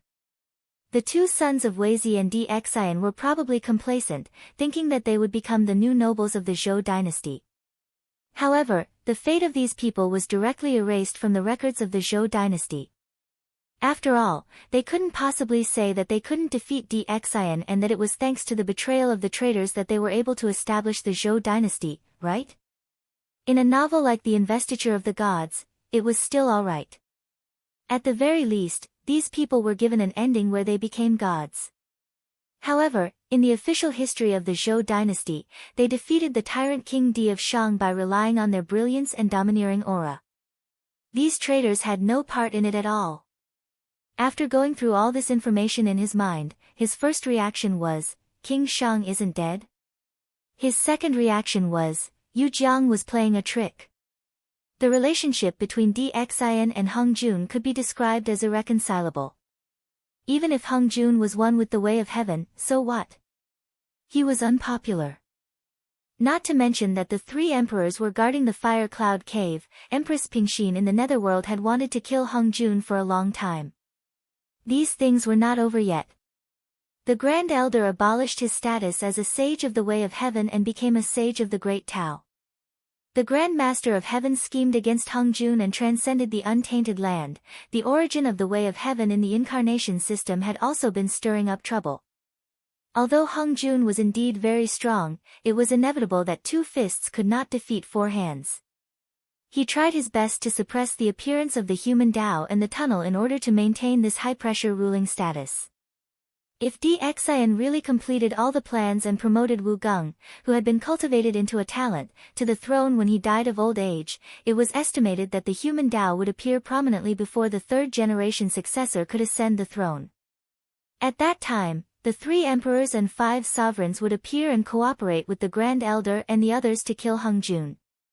Even if they could not kill him, it would not be a problem to beat him into the void and completely lose the ruling power of the untainted land. Therefore, the existence of Dxian was a thorn in Hongjuan's side and a thorn in his flesh. When the investiture of gods began, those untainted land creatures who were unwilling to obey Hongjuan's rule might escape. However, it was absolutely impossible for Dxian to escape from Hongjuan's eyes. If Hongjun, who was one with the way of heaven, could not even do such a small thing, he would have been killed by other untainted land creatures long ago. Therefore, Dxian must be dead. Even if Dxian was still alive, it was impossible for him to mix with Yu Jiang, who had abandoned the human tribe and cultivated the method of the Western sect. Dxian was an existence that could be ranked as one of the 3 emperors and 5 sovereigns. Whether it was the so-called son of heaven later on or the traitorous son of Yu Jiang, who was a descendant of the human king but abandoned the human tribe, they were all existences that Dxian could not wait to kill. Boom! A figure walked out of the void. Almost at the moment he appeared, he had already raised his halberd and smashed it out, directly breaking the long stick in Bada's hand that was condensed from the power of incense. However, the terrifying power did not stop. The halberd smashed Bada more than 1,000 feet away before he could stop. Even with Bada's strong physical body, his sternum had collapsed and he was gasping for air. His hair was tied up by a golden crown, and he was wearing a chain of armor. He was wearing a red robe with dragons on the outside and a purple robe on the inside. His waist was tied with a battle skirt that depicted walking beasts. In addition, he was holding a sky piercer in his hand and a bronze bell hanging on his waist. When Lin Yuan saw the other party's attire, he had already determined the other party's identity. It was indeed related to Dxian. However, it was not Dxian himself. It was Dxian's second son, the second prince of Yin Shang, Yin Hong. What a waste of the name Dxian. Shangqing Heavenly Lord's expression turned cold as he stared coldly at Yin Hong, who had defeated Badu in one move. Although the human tribe was the main character of the Eldritch world, in the eyes of the almighty figures, it was actually nothing much. Before the human tribe became the main character of the world, there were the innate fiend gods, the 3 races of dragon and phoenix and Kirin, as well as the witches and demons. These races were once the main characters of the world. However, these races were born strong and were feared by Hongjun. He used some means to exterminate and decline them. In addition, although the human tribe was born weak, they were indeed hardworking. The sect master of Ren School, the Grand Supreme, and Nuwa, who had created the human tribe, endorsed them, did not have much impact on Hongjuan's rule. Therefore, they were designated as the main characters of the world by Hongjun. However, no one would have thought that they had underestimated the human tribe in the end. The 3 sovereigns and 5 emperors had created a brilliant era that was filled with legends. Natural disasters, man-made disasters, demons, and ghosts could not destroy the human tribe. Instead, it made the human tribe become stronger and stronger after repeated setbacks. Especially when they were in the hands of Dxian, they almost used the power of Yin Shang to declare war on the qi refinement cultivators in the world. They kept challenging Hongjuan's authority and finally forced the sages to take action personally before they could destroy Yin Shang. Dxian was one of the few human tribe that I, Tong Tian, valued and admired in my life. Yin Hong was just a traitor. First, he betrayed Yin Shang because he was dissatisfied that Dxian wanted to pass the throne to Wugong. Later on, he believed Shen Gongbao's words and betrayed Chan's school. He even almost injured Qi Jingzi, who had passed on his abilities and Dharma treasures. Even Huang Feihu, who had once let him off, was captured by him in an attempt to dominate Yin Shang. How could such a scum be given the name Dxian? Chapter 1152. The moment he saw Yin Hong, Lin Yuan's eyes flashed with a hint of seriousness. Putting aside Yin Hong's character, what was certain was that Yin Hong was definitely capable. After all, he was the son of a king. After Dxian decided to make Wugong the crown prince, Yin Jiao and Yin Hong were heavily nurtured by the Xianmen. Not only did they learn a lot of skills, but they were also given a large number of magic treasures. From the looks of it, Yin Hong had brought all these magic treasures over. The sky piercer was not considered powerful in the investiture of the gods' tribulation, but it was definitely not an ordinary weapon. After all, it could fight with the weapons of so many powerful people. If it was an ordinary weapon, it would have been shattered long ago. Needless to say, the chain armor and the battle skirt were most likely good items. More importantly, the purple ribbon immortal robe he wore underneath the red robe was a treasure given by Chijingzi. After wearing it, one could be said to be invulnerable. Although it was not as powerful as the Supreme's heaven and earth exquisite black and yellow pagoda, it could not be broken by ordinary means. Not to mention, there was also a bronze bell hanging on Yin Hong's waist. It was probably the water and fire edge that appeared in the investiture of the gods. It was also a magic treasure of immortals that could be used to protect oneself. Good fellow, Lin Yuan thought to himself. He was an expert. Although later generations commented that Yin Hong's ability was not good and that he only relied on his magic treasures to be fierce, taking a closer look at Yin Hong's outfit, he was already in an invincible position before he fought with others. If he could beat them, he would smash them with the sky piercer. If he could not beat them, he would use the yin-yang mirror. No wonder Qi Jingzi, who taught him skills, suffered under Yin Hong's hands. So what if he relied on his magic treasures to be fierce? You don't allow him to use his magic treasures. Dragon King, you're very capable. I've learned a lot. Yin Hong stared at the black Jiao with a smile, but it was a fake smile. His eyes were cold as if he was looking at a corpse. The reputation of the Black Jiao in the northern frontier was indeed not fake. Obviously, each of the three schools of Buddhism, Taoism and Confucianism had produced an expert. In addition, he had also appeared in Yujiang. At most, he could find someone to hold back the two new deities of the northern frontier. It was a story of 3 against 1. Even if this Black Jiao was more formidable, could he really overturn the heavens? Is the prime of Tongtian powerful enough? In the investiture of the gods' cataclysm, he fought against 4 heavenly sages by himself, but he was still utterly defeated. Lin Yuan also replied with a fake smile and said jokingly, I thought it was really the human king Dxin who had come. I was still looking forward to it. I didn't expect it to be the second prince of the Shang dynasty. I wonder if your Highness Qiansui has come to the northern frontier personally. What can I do for you? You. Yin Hong's face turned cold. His qi cultivation had almost been broken. The secular world always liked to curry favor. For example, calling the emperor long live, or the prince long live.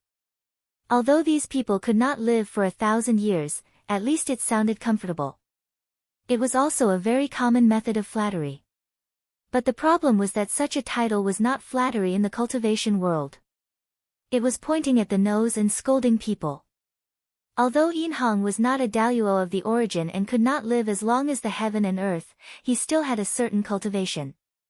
In the untainted world, when one cultivated to the 3 realms of earthly immortal, divine immortal, and genuine immortal, one's lifespan was already immeasurable. It was just that every period of time, there would be a tribulation. 3 calamities and 9 disasters, and the 5 decay of heaven and man would have to go through once every period of time. If one survived, he would live a carefree life, but if not, he would die and his soul would be destroyed. Even a sage to be at the peak would have to obediently go through the tribulation. Unless one became a daluo and transcended all things, or a sage of a certain path, there was no such thing as an immortal sage. But how long was a period of time? A period of time was 18,000 years, and a period of time was 129,600 years. A period of time was commonly known as a period of time, which was to multiply the 2 numbers. That was to say, as long as one cultivated to the realm of true immortal, even if he could not go through the first tribulation, he could live for about 1.4 billion years. Although Yin Hong had not reached the realm of true immortal, he was still an immortal. With all his magic treasures, he could easily live for billions of years. Now he was called, Your Highness Long Live, by Black Jiao, which was no different from Black Jiao pointing at his nose and scolding him as a short-lived ghost. What's more, Yin Hong was also a famous person on the list of deification. He was the lord of 5 grains of the fighting sect and usually lived in the heavenly court. Hao Tian had once refined the star banner left by the ancient demon court and set up the cosmic stars formation. Even in the untainted world, the flow of time in the heavenly court was different from that in the mortal world. As the saying went, one day in the heavenly court was 1 year on the earth. If Yin Hong stayed in the heavenly court, his lifespan would be even longer. In the cultivation world, you could point at someone's nose and scold them, but you could never say that they had a short life. As everyone knew, the so-called cultivation was actually fighting against the heavens. If you turned your head and threw it out, 9 out of 10 cultivators were trying to attain immortality. Scolding others for having a short life was much more ruthless than robbing others of their opportunities and treasures. In other words, you were ruining their Taoist heart. Bastard! How dare you bully me? The killing intent in Yin Hong's eyes soared. His body turned into a shadow almost instantly. Just like when he appeared at the beginning, he also came in front of Lin Yuan in an instant. The sky piercer in his hands smashed down.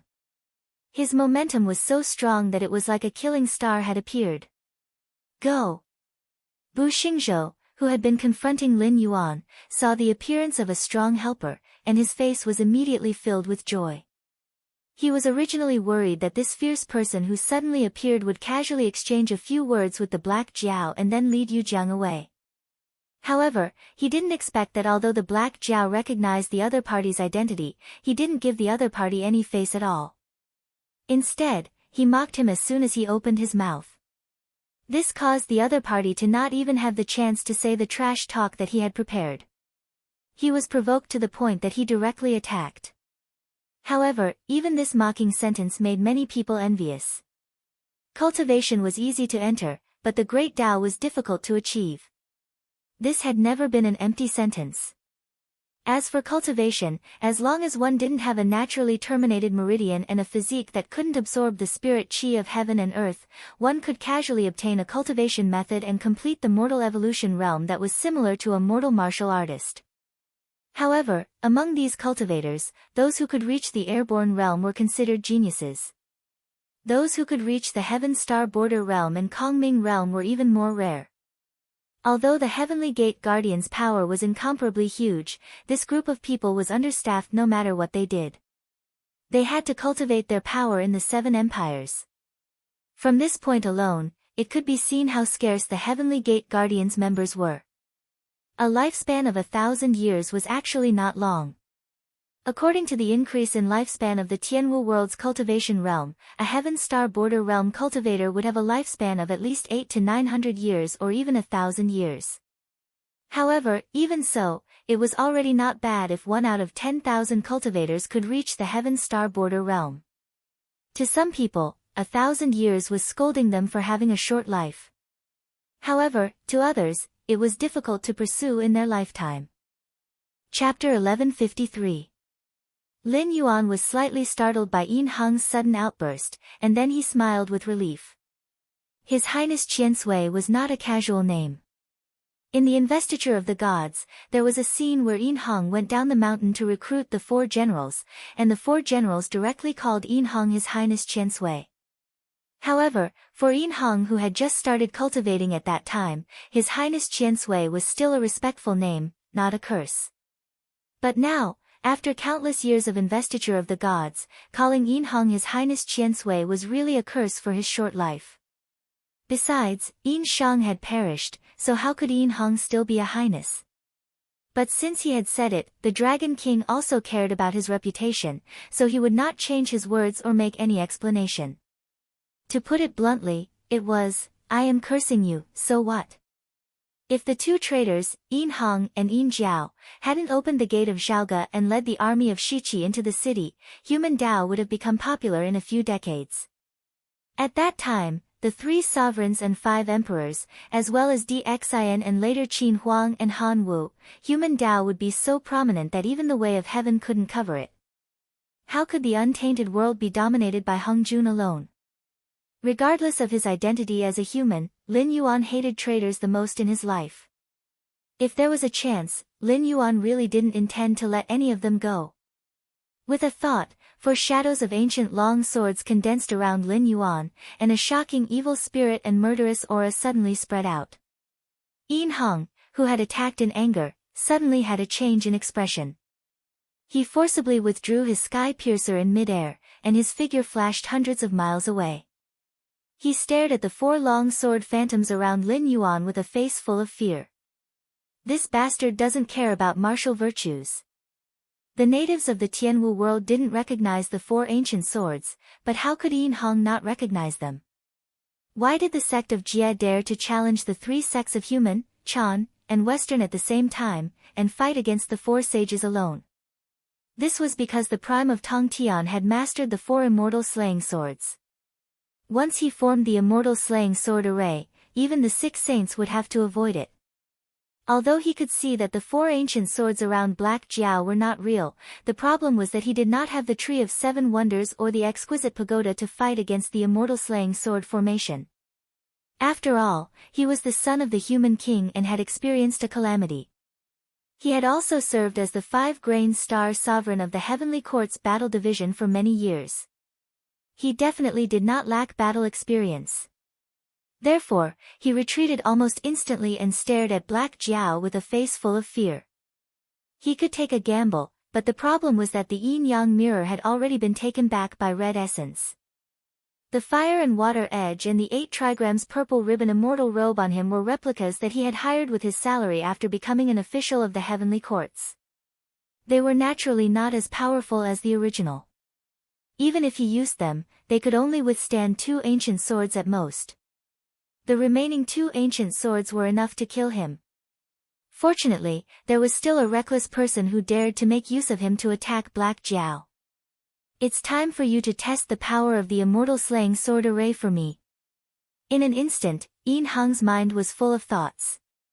Although his face was still gloomy, there was a faint trace of fear in his eyes. This is bad. You scoundrel. Bu Xingzhou saw Yin Hong's face filled with fear as he retreated. How could he not understand that the Black Flood Dragon's 4 sword shadows were so powerful that even this ferocious person who had suddenly appeared was afraid? However, he didn't have Yin Hong's ability. Plus, he had never seen how powerful the Banishing Immortal Sword formation was. He only thought it was one of the Black Flood Dragon's methods. When he saw Yin Hong retreat, it was too late for him to retreat. He could only charge into the Banishing Immortal Sword formation with a face full of anger. Oh, you want to see? I won't let you see. Lin Yuan's eyes narrowed and he spat out a green ball of light from his mouth. It was the willow branch bestowed by Patriarch Yang Mei. The willow branch spun in a circle and immediately locked the space, enveloping the immortal slaying sword array within. No matter how much outsiders tried to pry, they would not be able to see how powerful the sword array was to be able to make a hidden danger, a fierce person who had severely injured the god of war of the northern frontier, retreat. However, other than Shangqing Tianzuan and Daoist Red Cloud, who had unfathomable cultivation, no one noticed that a small black dot that was almost no different from a speck of dust suddenly emerged from the crack in the void when the willow branch sealed the space. The 6 pairs of blood wings on its back flapped and it completely disappeared without a trace. Shangqing Tianzuan's expression changed. Just as he was about to make a move, he saw a jade-like right hand hit his shoulder. He turned his head and saw Daoist Red Cloud's smiling face. Senior brother, one of the 50 escapes from the heavens divination. This is Black Jiao's tribulation. No matter how deep your hatred is, you should not interfere.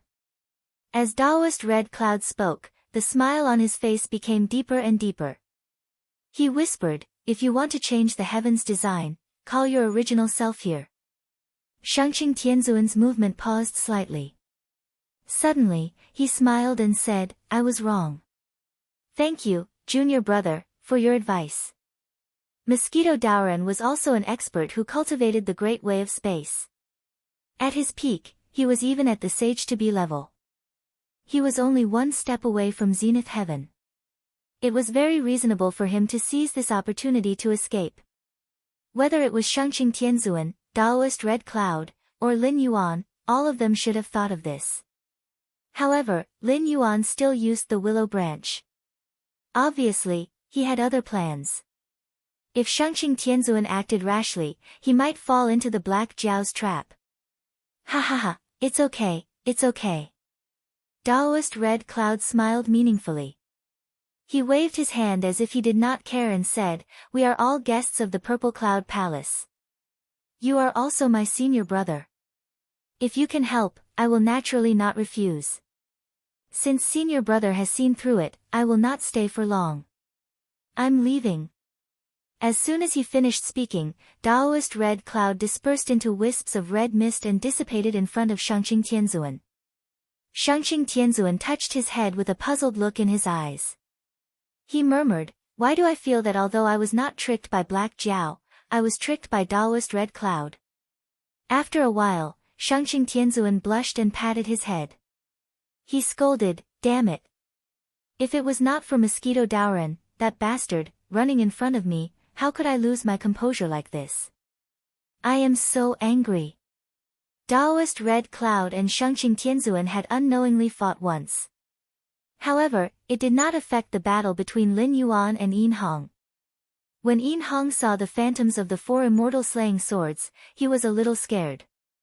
After all, the immortal slaying swords formation was too powerful. However, now that he saw a piece of willow branch, Yin Hong was so shocked that he could not help but take a few steps back. There were many powerful figures in the untainted world. However, there were only a few who were especially ruthless. Hung Jun, San Qing, and the like were well known. However, there was one more powerful figure who could make Hung Jun suffer in silence. The hollow willow branch, the ancestor Yang Mei. She could be said to have deduced the great Tao of space to the extreme. She could even fight with Hung Jun, who was in harmony with the great Tao of heaven. Chapter 1154. The ancestor of Yang Mei was a true origin Daoyuo. No matter which world he went to, he would be a saint. Moreover, there were differences between saints. For example, Hung Jun was also a heavenly path saint, but he could firmly suppress the 6 heavenly sages for countless years. First, he fought a great battle with the ancestor of Yang Mei in the River of Time. Although countless magic treasures were taken away, he still severely injured the ancestor of Yang Mei, forcing the ancestor of Yang Mei to escape into the Sea of Bitterness. The 3 sovereigns were even more miserable.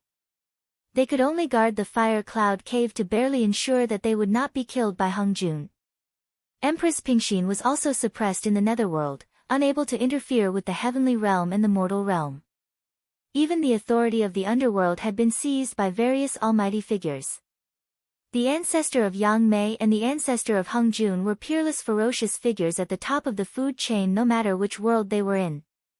The Black Jiao was powerful, but the current Black Jiao was probably not even an earth immortal in the untainted world. The only reason he could fight against him was because the Tianwu world was only a small kiliocosm and he could not use his full strength. How could such an ant hurt the ancestor of Yang Mei and even pluck a willow branch from the ancestor of Yang Mei? So obviously, this willow branch was personally bestowed by the ancestor of Yang Mei. Hiss. Thinking of this, Yin Hong could not help but suck in a breath of cold air. What the hell was the Black Jiao's background? The fate of the northern frontier was as heavy as a mountain. Obviously, it was blessed by the heavens. All the cultivators who belonged to the northern frontier were blessed by the heavens. Once they started cultivating, not only would their cultivation speed far exceed that of cultivators in other regions, even their bottlenecks and inner demons would be much weaker.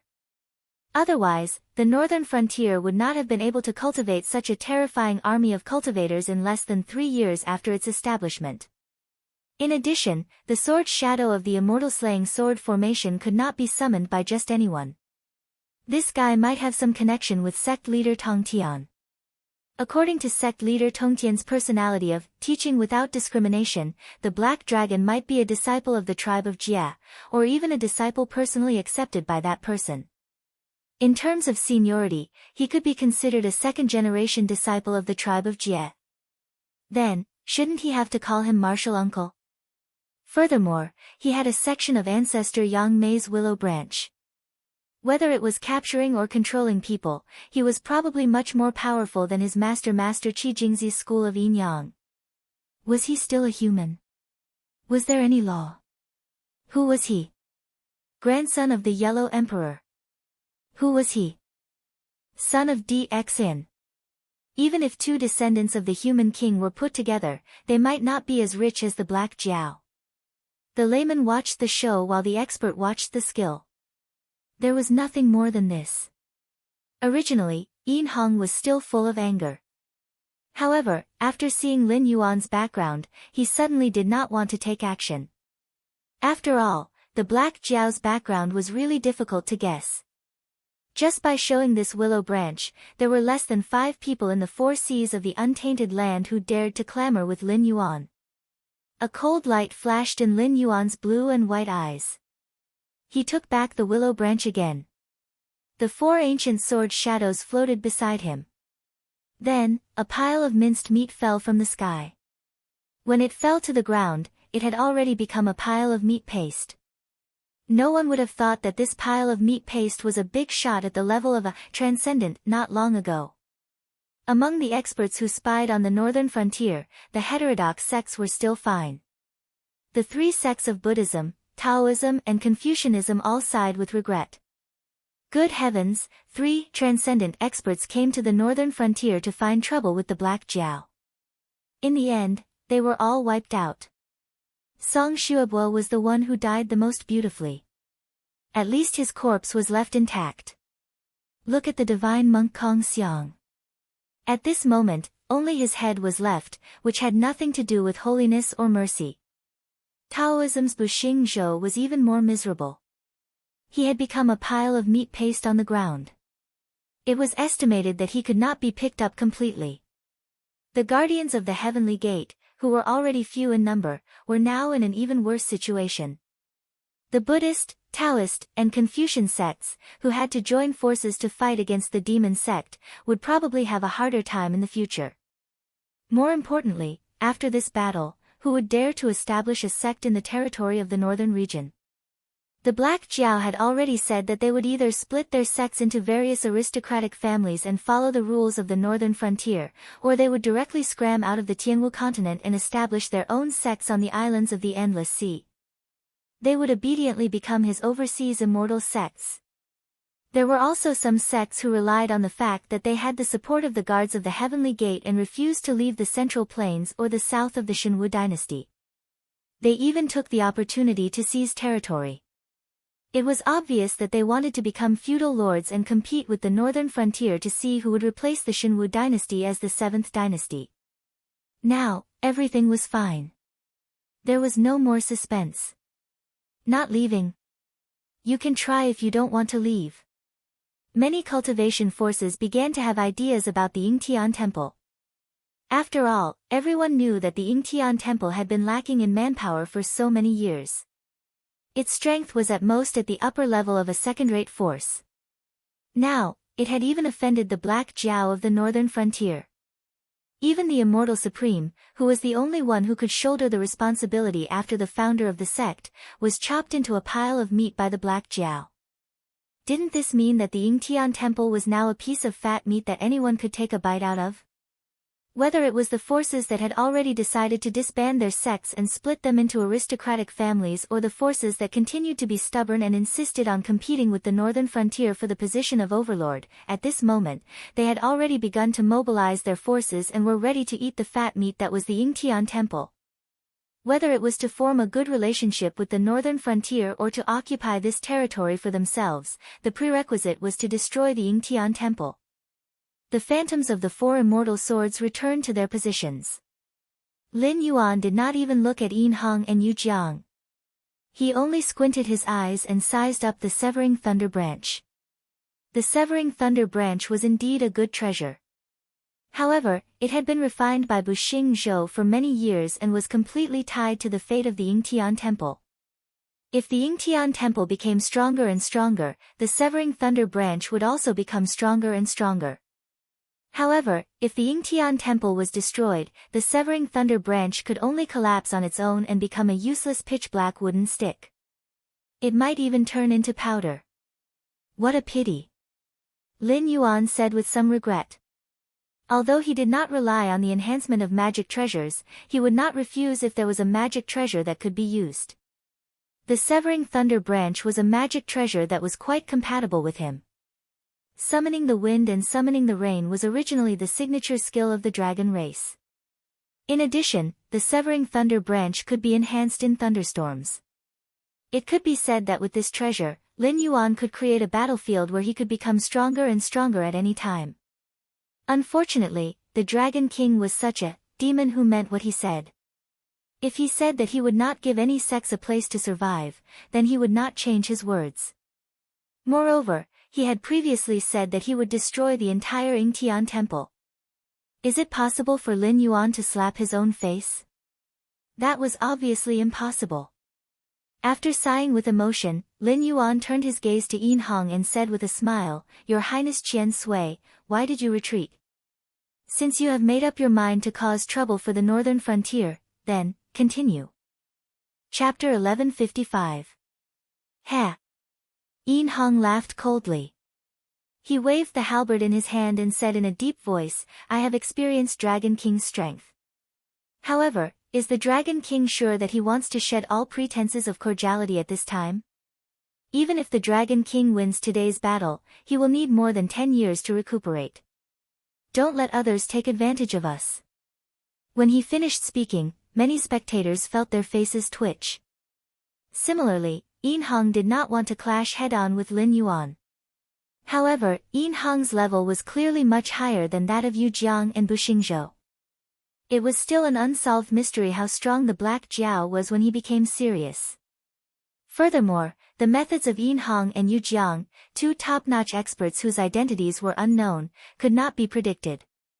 If both parties fought to the death, it would be very troublesome no matter who the victor was. In particular, the Black Jiao from the northern frontier was currently in a period of strength. Once he was severely injured at this time, many people would start to target the northern frontier. If they were in his shoes, many top-notch experts felt that they would have to compromise with him. The comprehensive strength of the northern frontier far surpassed that of any of the empires. In fact, with the existence of Lin Yuan, Batu, and Kagura, their foundation would not be inferior to any of the powers other than the Heavenly Gates Protectors. Even the Heavenly Gates Protectors was essentially an alliance. In private, there were countless independent top-notch powers. Currently, the northern frontier had the qualifications to be called a top-notch power. It was an existence that the empires could not compare to. More importantly, the powerful rise of the northern frontier had touched the sensitive nerves of many people. Even though the northern frontier was the only powerful power now, they were certain that once the northern frontier started to exert its power and destroyed the structure of the seven empires, countless people and powers who had previously restrained themselves for various reasons would jump out and try to divide up this sweet cake. Of course, it would be best if they could monopolize it. The reason why the seven empires were able to become rules-based existences was mainly because the various powers kept each other in check and wrestled with each other. In the end, a blueprint that seemed very fair was finally drawn out. However, in reality, the various powers were no longer satisfied with the seven empires being divided and ruled. This could be seen from the constant collisions and killings between the neighboring empires. They ate from their own bowls and stared at other people's pots. This was not a matter of a day or two. In the past, no one had stepped forward to do this because of a tragedy that all reformers had to face, becoming enemies with the world. For example, Qin Shi Huang had swept through the 6 states and started the reform of writing and writing. As he had affected the interests of too many people, his evaluation had repeatedly jumped between that of a great emperor and that of a tyrannical tyrant. For example, Emperor Yang of the Sui dynasty, Yang Guang, was known as an expert in economics. Regardless of whether it was in political or military affairs, he was much more outstanding than his peers later on. However, because he had affected the interests of too many people, he was almost criticized as the first incapable ruler in history. What the northern frontier was doing now was actually similar. Perhaps it was not that great, but there was one thing that was the same: it had affected the interests of too many people. almost everyone with a discerning eye could see that the northern frontier was able to maintain absolute suppression today. Firstly, it was because Lin Yuan's reforms in the northern frontier had indeed brought about a huge increase.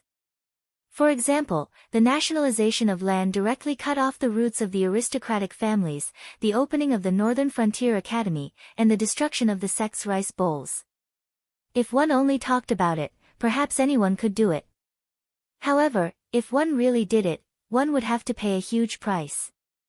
In fact, everyone was well aware of it.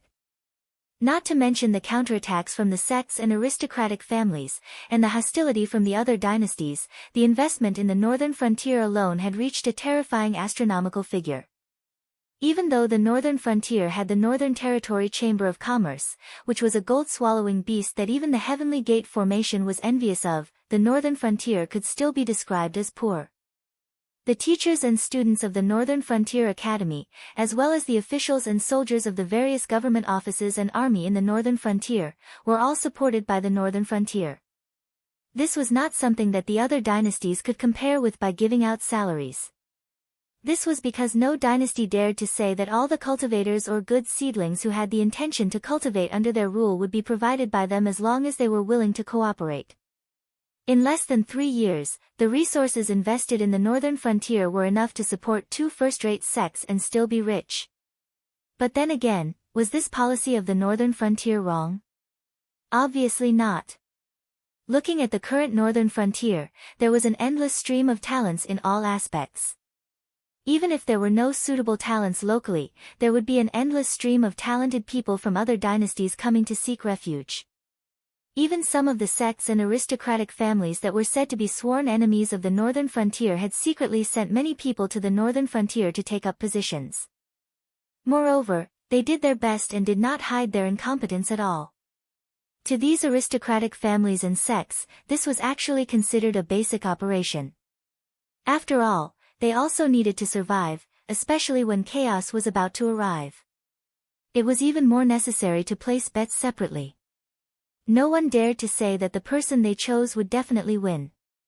No matter how confident they were in their own judgment, they had to consider carefully. The price of placing all their bets was the extermination of their family. Just like the period of the 3 kingdoms, the Wei, Shu, and Wu kingdoms all had Zhuge family members. Even if one did not know much about the 3 kingdoms and only knew of Zhuge Liang, but after careful calculation, the Zhuge family in Wei and Wu kingdoms actually had many people who were officials. Some of them even had extremely high statuses. And the Zhuge family was just a microcosm of the aristocratic families of the 3 kingdoms. And these aristocratic families and sects disciples who came to the northern frontier might not be comparable to Zhuge Liang or Sima Yi, but their abilities were not inferior in the slightest. Since they had decided to place their bets on the northern frontier, they would not allow some defective goods to ruin their reputation. Therefore, some people said that they could not live under the same sky as the northern frontier, but it was possible that some of the mainstays of the northern frontier were sent by them. Regarding this, everyone, including Lin Yuan, was well aware of it. The northern frontier could be said to be the enemy of the entire world, and Lin Yuan's series of actions had not only allowed the northern frontier to live in such a situation, but even vaguely had the potential to dominate the Tianwu continent. But the most important thing was, they could not stop. Once the northern frontier stopped moving, it would definitely not be a situation where everyone would be fine. To put it bluntly, who knew how many powers were waiting for the northern frontier to fall? Once the northern frontier fell, they would immediately pounce like jackals and wolves, devouring the remains of the northern frontier. Ah! Lin Yuan also chuckled as he looked at Yin Hong with a calm gaze. His expression was somewhat playful. But he did not immediately open his mouth to speak, causing many people to be on tenterhooks. Some were worried, some were excited. All kinds of emotions were displayed vividly at this moment. Chapter 1156. Looks like you're very confident in your own strength. Lin Yuan's lips curled into a grin as he looked at Yin Hong with a gloomy gaze. Almost at the same time, Yin Hong and Yu Zhang's expressions changed. Although Lin Yuan didn't remove the fig leaf, his attitude was very obvious. You, Yin Hong, are confident in your own strength? Are you saying that I, Lin Yuan, am a pushover? Lin Yuan stared at Yin Hong with scorching eyes and said coldly, this king's attitude has always been clear. I don't care who you are, who's behind you, whether you came to the northern frontier to join in the fun or deliberately came to the northern frontier to cause trouble. But since you're here, this king must make you pay the price. Otherwise, if outsiders find out, wouldn't they think that the northern frontier can do whatever they want? As soon as he said that, some people with ulterior motives immediately shrunk their necks. They had already made up their minds. If the northern frontier was only strong on the outside but weak on the inside, after Yu Jiang and Yin Hong left, they would find an excuse to cause trouble at the northern frontier. Moreover, when the Black Jiao really got angry and they did this, could it be that the Black Jiao would really fight to the death with them? As if they were pushovers. But now, the Black Jiao had made his attitude clear. If they came to the northern frontier to cause trouble, they would have to pay the price. Rather than saying these words for Yin Hong and Yu Jiang, it was better to say that they were for the people with ulterior motives. Just like how some people always like to ride on popularity and traffic without any bottom line, if they ruthlessly stepped on the northern frontier, then the benefits for what they were going to do next could be said to be obvious with the naked eye. The most important thing was breaking the Black Jiao's invincibility. Invincibility was a mysterious thing, but when faced with it, not many people dared to say that they didn't care. It was like an ordinary person. If you asked him to start a business from scratch with Jack Ma, although the conditions were the same, the ordinary person would still have a certain amount of fear and worry in his heart. After all, Jack Ma's achievements and family business were there for all to see. Although it was said that even a pig could fly in the wind, reality had proven that a pig really couldn't stand in the wind. Instead, when it left the scene, it was already seen by countless butchers as a piece of fat meat under their butcher's knife. Ever since Lin Yuan had been born, it could be said that he had won every battle. Among them, there were ants who were so weak that they didn't even bother to remember their names, but there were also fierce people who made them feel fear. If they were in his shoes, even if they didn't go to the extent of turning pale at the mention of a flood dragon, who could guarantee that they would always be able to maintain a calm state and convince themselves that they would definitely win? Invincible momentum. This was a sharp blade that Lin Yuan had hung over the heads of all the natives of the Sky Martial world. Furthermore, as time passed, this sharp blade seemed to be getting sharper and sharper. In normal times, of course, they could ignore this sharp blade, because normally, they wouldn't have a conflict with the northern frontier. Even if there were some small conflicts, it would be between the people below them and the northern frontier. Like the southern wasteland's venerable monster, who had almost shed all pretenses of cordiality with Lin Yuan, also didn't run over to the northern frontier to start a massacre, right? Because in the world of cultivation, the outcome of a battle didn't decide anything. The only thing that could decide victory and defeat was the silent contest between the strongest of the two sides. Otherwise, even if you destroyed the other side's country in one battle, the other side's strongest would madly slaughter your subordinates. In a short period of time, the advantage that you had painstakingly built up would be completely destroyed. Therefore, not everyone was an idiot who didn't know that the northern frontier was too powerful and needed to be targeted. Instead, there wasn't a single power that dared to say that they could fight against the northern frontier alone. Even if they pulled in a few strong reinforcements, they might not necessarily be able to win. Just like what Yin Hong said, even if they won, they would have to recuperate for more than 10 years. At that time, they wouldn't even be able to eat the meat, and would instead become a piece of fat meat in the eyes of others. But what if they were able to pull in reinforcements until they could win against the northern frontier? The distribution of benefits seemed to be somewhat uneven. In the world of adults, there were no fairy tales.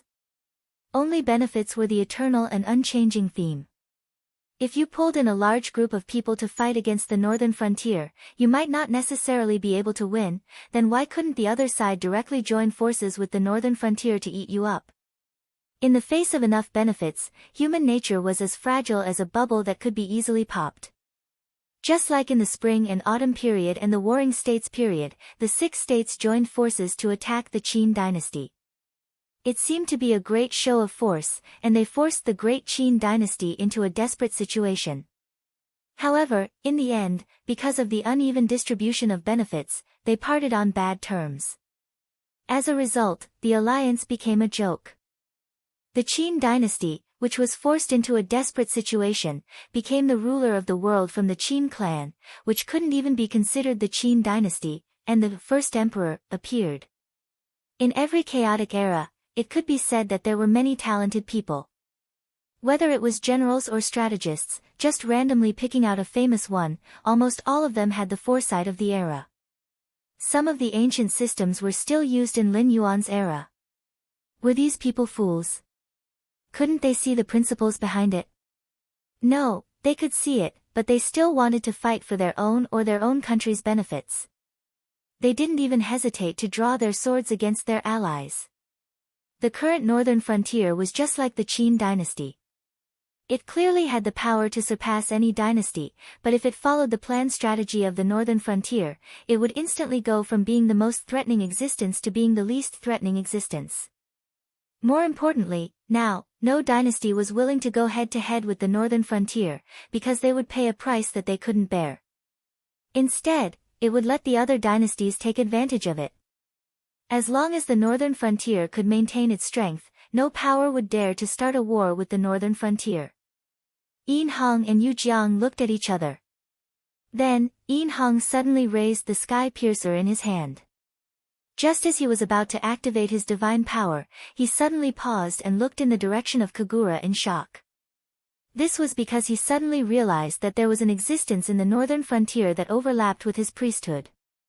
He was the star sovereign of the 5 grains of the Dou tribe, also known as the god of the 5 grains. He was in charge of the growth of the grains. If he was determined to make the northern frontier pay the price, then the northern frontier would fall into a famine for a long time. When that time came, there would be no way to feed the people of the northern frontier, let alone expand outward. However, when he used his priesthood, he clearly felt a wave of helplessness. It was obvious that the priesthood in charge of the growth of grains had been taken by someone in the northern frontier. Some people in the Eldritch world said that the god of the 5 grains was the Yen Emperor, and Yin Hong didn't deny this. However, the two were not of the same system. No matter how capable the Yen Emperor was, he couldn't interfere with the governance of the heavenly court. Moreover, he couldn't play such tricks in the northern frontier under the nose of Kagura. Chapter 1157. Yin Hong's expression changed several times, but his reaction was extremely fast. He held the halberd with both hands and pressed it down. A terrifying power suddenly leaked out, and the world turned from bright to dark. It was as if this halberd smashing down would cause the world to collapse. Rumble. Rumble. Rumble. Continuous tremors spread from where Yin Hong's halberd landed in all directions. Even more than 100,000 kilometers away, this thunder-like tremor could be faintly heard. Here. Me. Up. Lin Yuan's eyes widened as he suddenly roared. The pillar-like torrential rain and the puddles on the ground all rose out of thin air, forming a huge transparent hand in an instant and slamming toward the halberd. The two incomparably terrifying forces collided with each other, immediately causing countless spectators to tremble with fear. Because the halberd was actually unable to withstand such a terrifying force and broke apart at the first collision. That translucent hand was also completely scattered into splashes of water at this moment. However, everyone knew that no matter if it was the flying halberd fragments or the falling water, they all contained an unimaginable amount of divine force. They were far from being able to contend against an existence that was far from being able to contend against. Even the slightest bit of contact would be a path to death. Watching powerful beings fight had always been a convention in the cultivation world since ancient times. Of course, this wasn't because most cultivators had nothing to do and liked to go out and watch people fight. Instead, it was because watching powerful beings fight could often be used to comprehend things by analogy. It was beneficial to one's cultivation and state of mind. However, when it came to watching a battle, one had to know their own limits. When mortal evolution states fought, even mortals could watch. When airborne realm cultivators fought, mortals would be shocked to death even if they got close enough to hear the sounds of the two sides clashing, let alone just watching. In the northern frontier king's mansion. Li Zhong put his hands behind his back and looked at Lin Yuan and Yin Hong, who had begun to fight. He said in a deep voice, "A great disaster is imminent. Don't bother to hide your strength. Activate the city protection formation immediately." As soon as his voice fell, the guards of the king's mansion immediately obeyed the order. Soon, a layer of golden light shrouded Shunning City. Those halberd pieces and water streams only caused some ripples when they hit this layer of golden light. In addition, Lin Yuan was already able to eliminate the impact when he made his move. He tried his best to avoid the collision points that would hurt Shunning City. Therefore, the attacks weren't too dense. With the city protection formation newly developed by the Ministry of Works, it could barely withstand the attacks. Lin Yuan looked back at the activated Great City Barrier Array, and his heart was slightly at ease. He could also eliminate the impact of the aftermath of the battle on Shunning City, but he didn't do so before. Even if he didn't like Yin Hong's character, he had to admit that Yin Hong did have some skills. If he were to fight him head-on, he might not be able to win. If he were to multitask at this time and care about the people of the northern frontier living in Shunning City, then it would be hard to say who would win. More importantly, whether it was Yin Hong or Yu Jiang, they were not good people. If they thought that he would care about the lives of the people of the northern frontier, they would never hesitate. They might even put down their dignity as cultivators and attack the mortals, forcing Lin Yuan to save them. Then, they would severely injure Lin Yuan. In the untainted world, good people couldn't survive, especially Yin Hong, who had a bad reputation and could even betray his own father for power. In addition, there was another person who could betray the human tribe and cultivate the Western religious sect in order to go further. If Lin Yuan didn't question their character, then Lin Yuan should question his own character. Yin Hong threw away the broken sky halberd and said with a sneer, "Lord Dragon King, you are so cold-hearted. You don't care about the people of Shunning City behind you. It turns out that your previous performance was just a disguise." Lin Yuan didn't move and said with a sneer, "No wonder your father would rather choose Wugang, who is not talented, than pass the throne to you or your brother. You don't have a discerning eye. I didn't manage Shunning City. Did you cause any damage to Shunning City?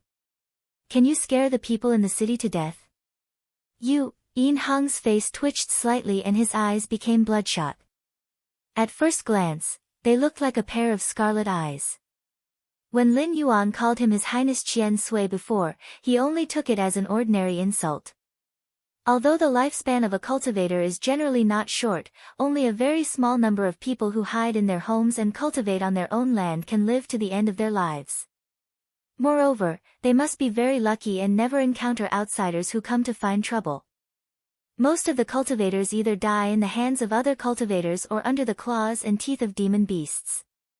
Even in the untainted world, similar things can be said to be everywhere. Therefore, even though he was angry when he was called short-lived, it was not too outrageous. In a sense, it was not wrong. Although Yin Hong was still alive, he was actually a spirit on the list of deification, which was similar to the existence of demons and monsters. It was just that his name sounded a little better. Not to mention that he was 1,000 years old, he was taken away by the Clan of Enlightenment to learn martial arts at the age of 12 or 13. Not long after he finished his martial arts and went down the mountain, he was persuaded by Shen Gongbao and finally died in the Tai Chi diagram. His muscles, bones, blood, and flesh turned into ashes. It was true that he was short-lived. But Lin Yuan's words really poked at his sore spot. He never understood why his father chose Wugang, the worst of the three brothers. Both he and his elder brother were the sons of the king of Jiang and had the Jiang family behind them. They had help from both the government and the ordinary people. Moreover, he and his elder brother had never been idle or fighting. Instead, they had been studying all kinds of knowledge seriously. Until his death, he still couldn't figure out how they were inferior to Wugang. In Yin Hong's opinion, Wugang was a complete loser. After the Zhou dynasty destroyed the Shang dynasty, they still couldn't win the hearts of the remaining people of the Shang dynasty. And because DXIN burned all the provisions, GFA couldn't move an inch. In the end, he had no choice but to make Wu Geng a duke and order him to manage the old land of the Shang dynasty and the remaining people of the Shang dynasty. But in fact, GFA was just helpless. If he was so generous, he wouldn't have made Uncle Guan, Uncle Kai, and Uncle Hu build vassal states from the east, west, and north to monitor Wu Geng together. Based on the situation of the Zhou dynasty at that time, it was simply impossible for them to bear another huge war. If Wu Geng was a wise lord, there would probably be no such thing as the Duke of Zhou's nourishment and the world's loyalty. It could be said that before Dxin died, he had even checkmated GFA. In the end, Wu Geng held a good hand and forcefully smashed it into pieces. Chapter 1158. In terms of results, Dxin should have lost. However, in a practical sense, Dxin was the biggest winner. This was because he almost single-handedly overthrew the theory of the right of kings and tried to get rid of Hongjuan's influence to establish humanity. Dxin did not burn himself to death at Zhaixinglu. He also burned the wealth that Yin Shang had accumulated over hundreds of years. This made GFA and Jiang Zia, who originally dreamed of eating Zhaoge and eventually swallowing all the vassals in the world, so angry that they almost cried. Not only did they not dare to continue killing the remnants of Yin Shang and Crown Prince Wu Geng, they even gave Wu Geng territory and population, begging Wu Geng not to be stubborn and attack them. This was because the Zhou dynasty had no more money and food at that time. They could not afford to continue the war. If they continued to fight, no one would benefit. They would only be eaten by the other vassals. This was also why Lin Yuan admired Dxin the most. He used his own death to give GFA and the heavenly Tao that GFA represented the most fatal blow. He protected the people of Yin Shang and his own bloodline. Be it as a king or a father, he was outstanding. Even the people of Zhou dynasty who were used to beautifying themselves did not talk about this matter. This was because logically speaking, they could not justify themselves at all. One could say that GFA was noble and had the heart of a saint. Therefore, he only killed the tyrant Dxin and did not offend Crown Prince Wu Geng and the remnants of Yin Shang.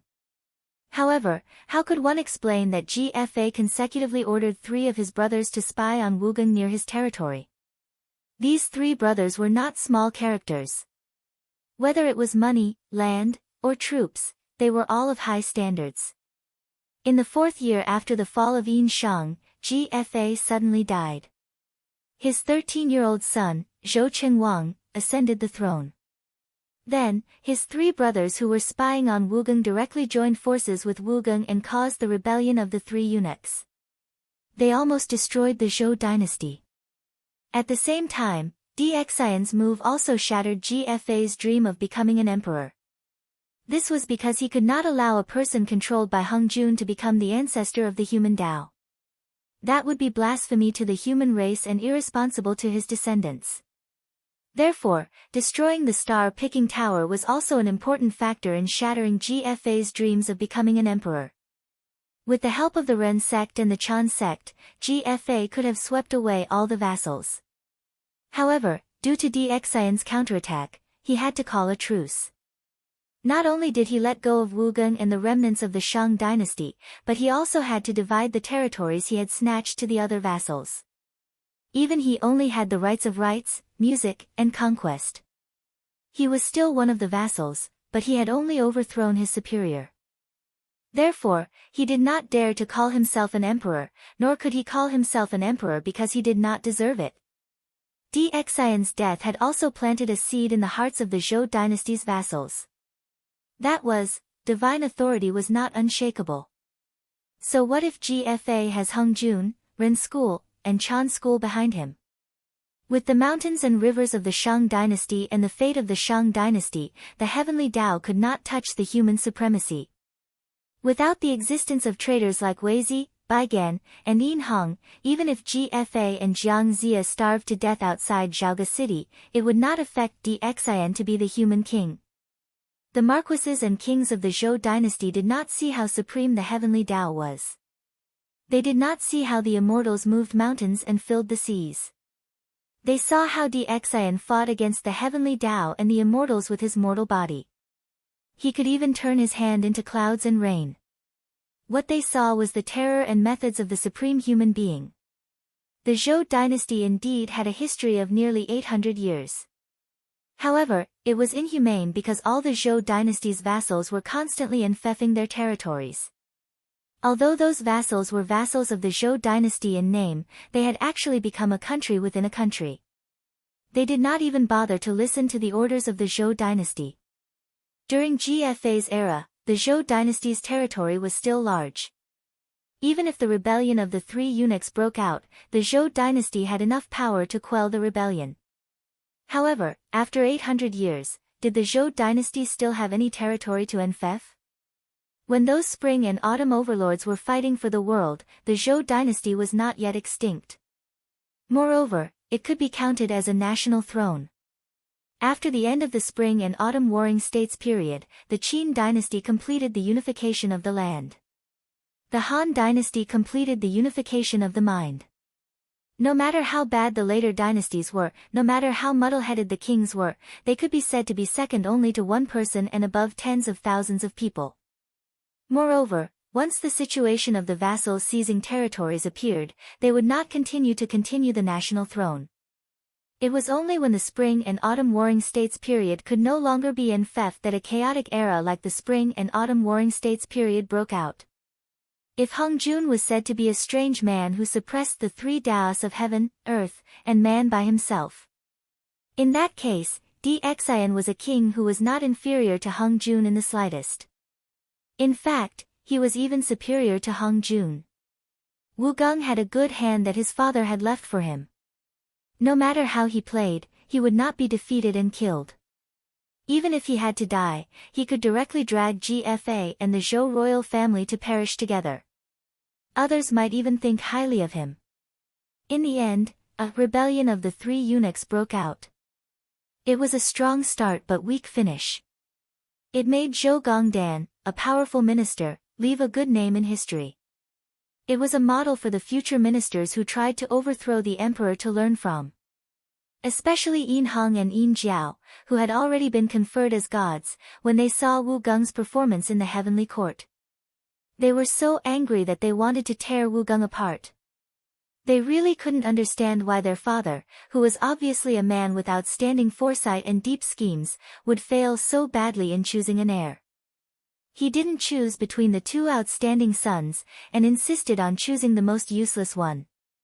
However, even though that was the case, Yin Heng and Yin Jiao had already known that their father's actions back then were to oppose Hung Jun. When choosing a successor, he would rather choose a mediocre emperor than choose Yin Heng and Yin Jiao, who were nurtured by the Jiang clan. Because choosing them to succeed the throne was equivalent to Dxian personally burning his years of hard work. However, when Lin Yuan said these words, it still made Yin Heng's heart surge with uncontrollable killing intent. This bastard, he deserves to die. Yin Heng suddenly clenched his fists. The blood in his body surged. He stared at Lin Yuan with a gloomy gaze. In the next moment, he suddenly punched out. The world that had just returned to normal darkened again. Even the thunder clouds above his head were scattered by the blood and fist intent. However, the sky was still pitch black. It was as if all the light had been absorbed into this punch. Immediately after, an indomitable and fierce fist radiance shone, as if it was going to break this dark world. Chapter 1159. In Shunning City. Li Zhong's expression changed abruptly. He flew up into the sky and roared, "Fellow cultivators in the city, please lend me a hand. If this punch really hits, even if it's just the aftershock, the city defense array of Shunning City will not be able to withstand it. If the city is destroyed, we can't escape death." By the time he finished speaking, Li Zhong had already activated his Gang Qi and constructed a new layer of light screen under the light screen formed by the Great City Barrier Formation. Then, the guards and officials of the Northern Frontier Prince's mansion followed closely behind. They activated their Gang Qi and Genuine Qi, adding colorful colors to this layer of light curtain built by cultivators. In addition to the Prince's Mansion of the Northern Frontier, members of the Demon Emperor Association, the Embroidered Gown Guards, the Northern Frontier Academy, and other government offices affiliated with the northern frontier also flew into the air, adding a bit more thickness to this layer of light curtain. Then came the rogue cultivators, well-known families, and even cultivators passing by the northern frontier. At the critical moment of life and death, they had no choice but to work together. The fist print arrived with a roar. Lin Yuan's face didn't change. The next moment, the endless rainstorm formed many phantoms between him and Yin Hong. Their original appearances couldn't be seen, but they could feel that even if they were phantoms, they still had extremely powerful power. Almost at the moment when they appeared, the world was shrouded in all kinds of ferocious and domineering qi. Even the defender formation and the defense built by cultivators seemed to be of no help. Most of the ordinary people in Shunning City who couldn't intervene still felt their breathing stagnant, as if there was a layer of mountain on their backs. If Lin Yuan didn't rescue Shunning City before because he believed that Shunning City could protect itself, then at this moment, Lin Yuan's sudden outburst directly hammered the fact that Lin Yuan didn't care about the life and death of Shunning City at all. In fact, this was indeed the case.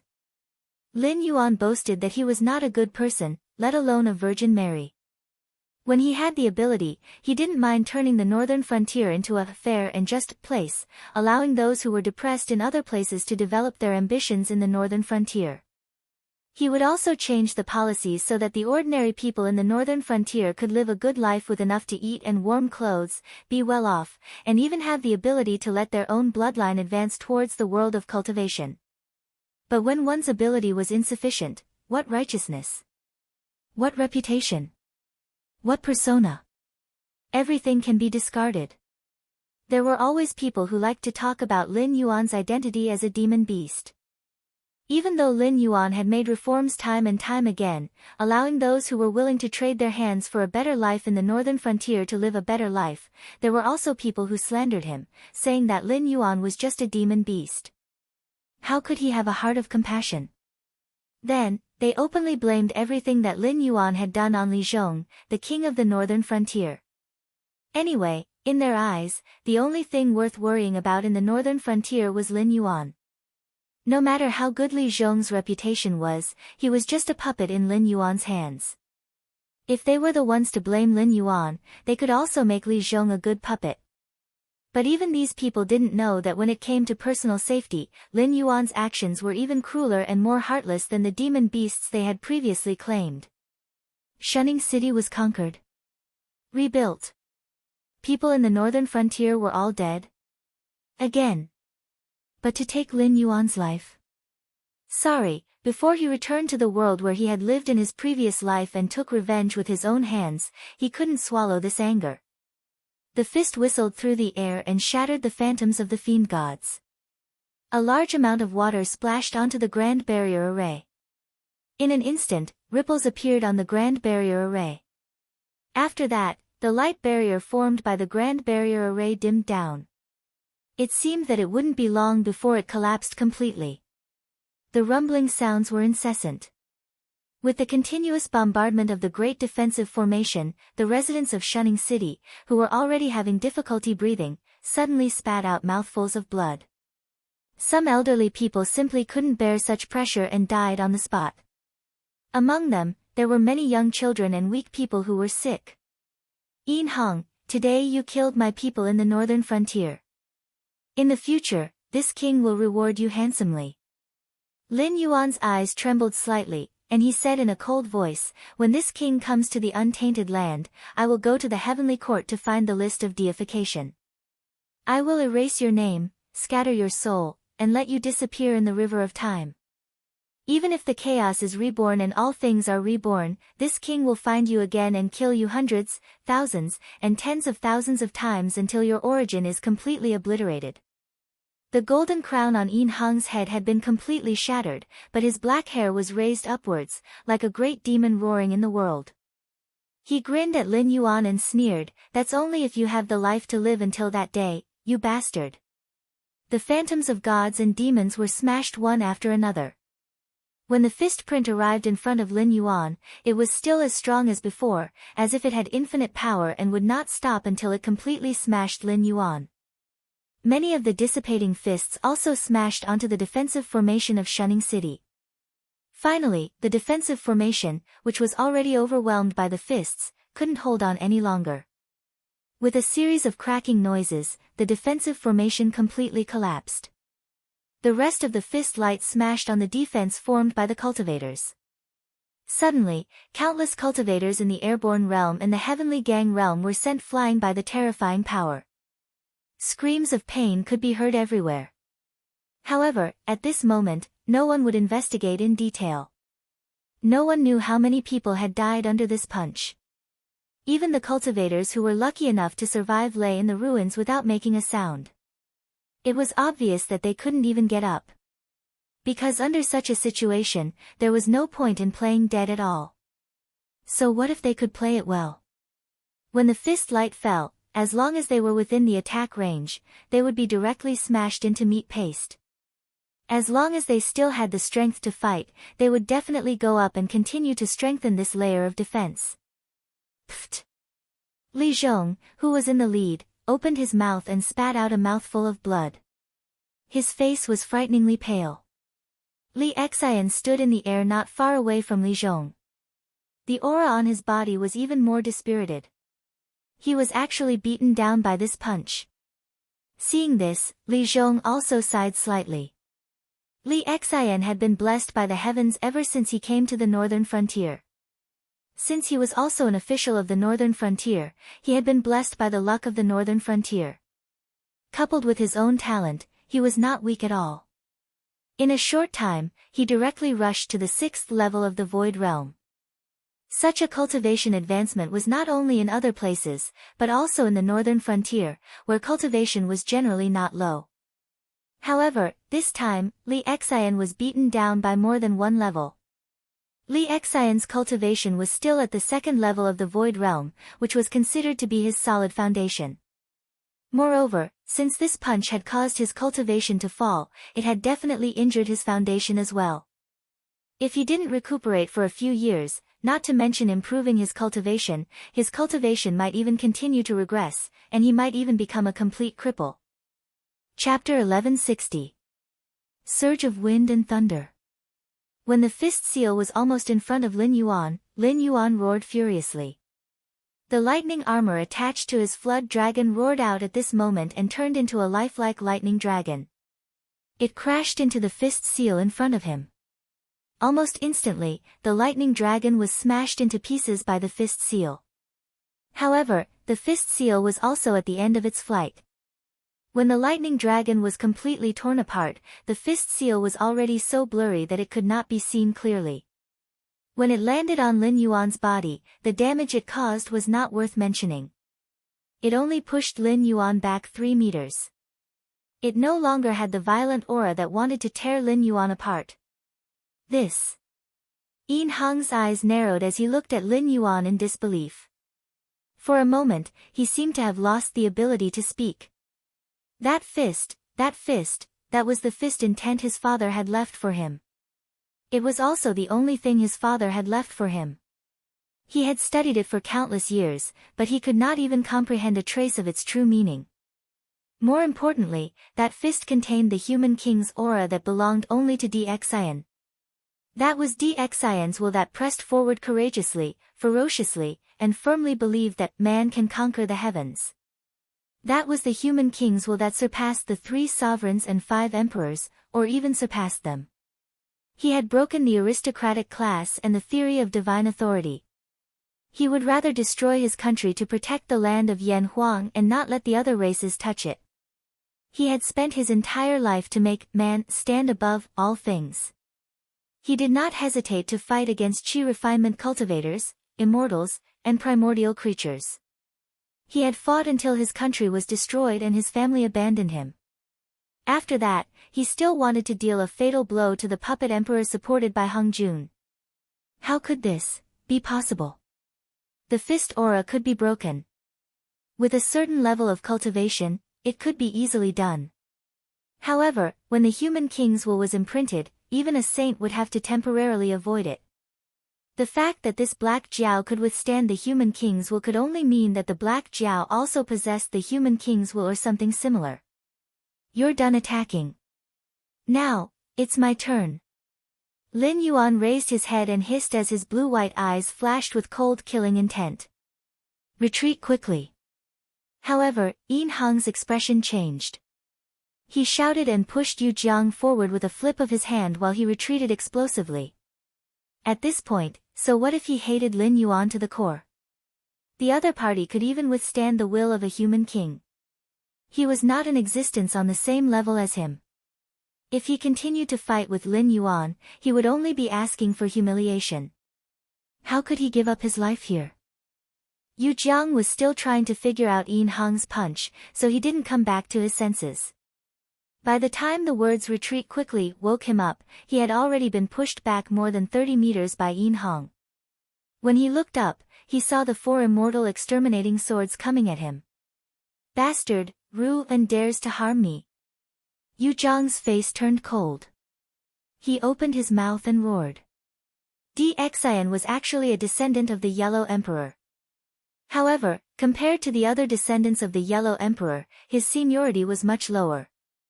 Moreover, Yin Heng called himself Xian and not Xian. His seniority was even lower, so it wasn't a problem for him to call Yu Jiang ancestor.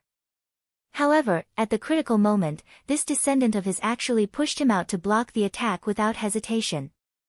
This was something that even a bastard wouldn't do. Even a vicious tiger wouldn't eat its cubs. Was the words retreat quickly a warning? No, it was because Yin Heng saw that he was trying to figure out Xian's fist intent and deliberately roared. Firstly, it was to interrupt his comprehension. Secondly, it was because he was afraid that he wouldn't be able to react to Lin Yuan's attack and would be killed, unable to buy enough time for him to escape. However, at this moment, Yu Jiang had already been driven to this point. If he still wanted to escape, he would completely treat Lin Yuan as a decoration. He could only roar and brace himself to collide with the afterimages of the 4 immortal exterminating swords. In fact, if he was at his peak, Yu Jiang wouldn't have been able to deal with these 4 afterimages cut from the long river of time. However, he wasn't at his peak at all. He had stayed in the Tianwu world for a long time. Although it wasn't that he didn't receive the power of incense, it was still completely unable to make ends meet. If that wasn't the case, why would he run to the northern frontier to provoke the Black Jiao? Wasn't it just to spread the orthodoxy? In the end, he didn't take advantage of the situation. He even fought a big battle with Batu and Kagura. The injuries he suffered weren't worth mentioning, but the consumption of his divine power couldn't be ignored. The power he could erupt with at this moment was not much stronger than that of the natives of the Tianwu world. At this moment, facing this illusory version of the immortal exterminating sword formation, he learned from the mistakes of Buxing Zhou. At the same time, the group of primitive desolate realm experts who were secretly watching the battle looked at each other in dismay. Although they disdained Yu Jiang and Yin Heng's character, in any case, they were all from the primitive desolate realm. After interacting with each other for so many years, they more or less had some friendship. At this moment, when they saw Yu Jiang about to die, they couldn't help but feel a little sad. A primitive desolate realm expert crossed space and entered Hanba's secluded cultivation place. He said in a deep voice, "Senior Hanba, although you and the Black Jiao were somewhat filthy before, it was only a misunderstanding. Later on, you also pointed out a path for the northern frontier. It can be considered as mending the relationship between both sides. If you come forward to plead for mercy for Yu Jiang, I think the Black Jiao will at least give you face, right? Why don't you? He deserves to die. Both of them deserve to die." Hanba's hoarse voice suddenly rang out, directly interrupting the primitive desolate realm expert's words. The primitive desolate realm expert's voice came to an abrupt halt. He shrunk his neck somewhat awkwardly. Yu Jiang and Yin Heng were of the Yellow Emperor's bloodline. Hanba was even the Yellow Emperor's daughter. In the war to unify Yan Huang, Hanba had also made great contributions to the Yellow Emperor. Although the ending wasn't good, she had left her name behind. Compared to Yu Jiang and Yin Heng, she was much stronger. When they interacted normally, Yu Jiang and Yin Heng also respectfully addressed Hanba as ancestor. However, at this moment, Hanba's response was deserve to die when Yu Jiang was in trouble. If they were to fall into the Black Jiao's hands one day, Hanba would definitely ignore them even more. Hanba turned her head. Her long hair that was like withered grass covered her face. Her expression couldn't be seen clearly. However, her hoarse voice was filled with endless killing intent. She said coldly, "When I find out the whereabouts of Yin Hong, I will definitely kill this bastard with my own hands. I will not let this bastard tarnish the reputation of the Yellow Emperor's bloodline. And you bunch of clowns. Although your mouth sounds nice, do you really think that I don't know what you are planning?" When he spoke up to hear, boundless baleful aura and blood energy burst out from Hanba's body. His pair of deathly gray eyes seemed to turn as he stared at the primordial creature's head, and he said coldly, "If you continue to instigate my Yellow Emperor's bloodline to become enemies with the Black Flood Dragon, then I'll dig out your heart once more and see if you really have a heart of 7 orifices. Do you understand what I'm saying? Let's do it." Chapter 1161. Boom. The sword shadows of the 4 immortal slaying swords dispersed. Yu Jiang's broken body fell from the sword formation. Even his primordial spirit was swept away by the nether realm's black water. Seeing Yu Jiang being killed and Yin Hong fleeing, countless residents of Shunning City clapped their hands in joy. After all, in their eyes, although Lin Yuan was a bit cold-blooded, he was still protecting the northern frontier. Moreover, Lin Yuan was usually scolded as a barbaric demon. At this time, as long as Li Zhong stood out, they would believe that the northern frontier was protecting them. Lin Yuan's attitude was not important at all. Even if he did good things, these people would not appreciate it. All intelligent creatures had a common problem. They would only believe what they wanted to believe. For example, in the history of Lin Yuan's previous life, Wu Zetian had won 26 battles and had won 23 battles. There were still 2 battles left before the war started. At most, she had lost 1 foreign battle. She had become the world's overlord, and all the countries had established Wuzhou as the top of the world at that time. However, in the words of Tang and Song Rusheng, Wu Zetian had lost 9 out of 10 battles, and the military prestige of the Tang Empire had been completely destroyed. After Li Longji ascended the throne, he pushed down Wu Zetian and crazily discredited Wu Zetian. He cancelled the system of Wu Zetian and wantonly appointed people from the Confucian sect and the aristocratic families. In the later years of Li Longji's reign, the Tang dynasty's territory seemed vast, but in reality, it had nothing to do with Li Longji. There were provincial governors everywhere. It was just like a country within a country. In a serious situation, Li Longji could not even mobilize the troops he could use. He was attacked to the capital and did not dare to fight with the rebel army. He directly abandoned the capital and fled. Such a retarded person was praised by the scholars of Tang and Song dynasty to be a hero of the Golden Age, an eternal emperor. From this, one could see how much wealth Wu Zetian had left behind for him. Then, why did Li Longji and the scholars of Tang and Song dynasty crazily discredit Wu Zetian and push the blame to Wu Zetian, claiming that Wu Zetian was a tyrant who only knew how to use her beauty to entertain people? The answer was very simple. Because they could not accept it. Whether it was Li Longji or the later emperors, whether it was the scholars of the Tang dynasty or the Song dynasty, none of them could accept the fact that a lowly woman had climbed over their heads and performed countless feats that they didn't even dare to imagine. Therefore, they would rather abandon this glorious history than truthfully record Wu Jiong as a famous ruler throughout the ages. In Lin Yuan's previous life, almost all historians, except for those scum who fish for fame and praise and pretend to know when they don't know to deceive the ignorant, knew that the history of the Tang and Song dynasties was just for fun. They would rather believe in the private notes circulating among the people with the evidence of unearthed cultural relics than directly believe in official history such as the comprehensive mirror for governance. It was the same in the northern frontier. These people would rather believe that all the benevolent policies in the northern frontier came from Li Zhong than believe that it was always Lin Yuan who treated them well. Although Lin Yuan added fuel to the fire behind the scenes, the reason why this idea could be so popular was that these people already had such a seed in their hearts. Those ambitious people and Lin Yuan just fertilized this seed and watered it. How Lin Yuan did it, why did it have anything to do with them? In short, they didn't believe it. At this moment, the third prince, who had been escorted into Shunning City by the imperial guards, was even more despondent. Looking at the dead and wounded Shunning City, looking at the cultivators who were still pale after surviving the disaster, and looking at the godlike figure in the sky, there was only one thought left in his mind: my father's brain was kicked by a donkey. After a quarter of an hour. In the prince's mansion in the northern frontier. Lin Yuan's body was coiled up. His blue-white vertical pupils looked at the pale-faced brothers Li Zhong and Li Xian, and he said in a deep voice, although Shunning City suffered a great loss in this battle, it can't be said that we didn't gain anything. At least after this battle, the demon venerable of the southern wasteland will tuck his tail between his legs, and the surrounding empires won't even dare to breathe loudly. In the short term, the northern frontier will have no worries. Therefore, in this king's opinion, we should kill the Frost Mirror Khan and occupy the Frost Mirror grassland. Let's start the plan as usual and not delay anymore. Li Zhong thought for a moment, then he cupped his hands toward Lin Yuan and said, yes, I will do it right away.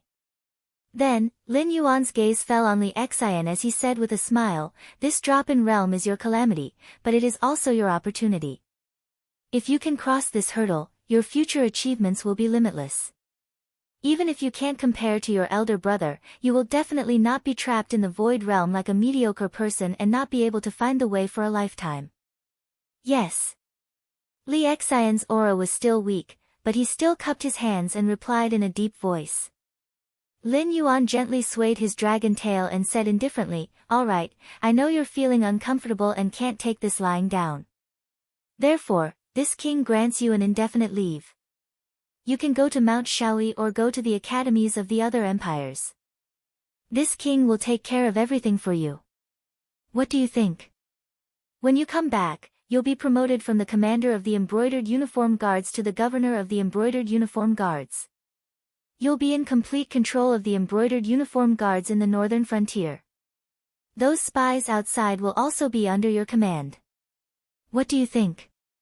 Li Xian's breathing paused for a moment. This was, using him as a knife. Yingtian Guan of Buxing continent had already been handed over to Yi Balan to deal with. The remaining Mount Shaoyi Zen monastery and the academies of the Confucian sect that had Song Shuabu's portraits hanging on their walls as offerings were all targets for Lin Yuan to take revenge on. And now, Lin Yuan had given him this task to show others just how ruthless the most ferocious mad dog on the northern frontier was. This was a warning to those forces that wanted to make an enemy out of the northern frontier. It was to let them think twice before making an enemy out of the northern frontier. If they didn't have the ability to overthrow the northern frontier, then when the northern frontier counterattacked, not to mention those who were related to them, even those who were friends with them would have to die. Whether this matter was done well or not, it would cause a lot of trouble. Countless years later, they would be scolded so badly that they wouldn't be able to raise their heads.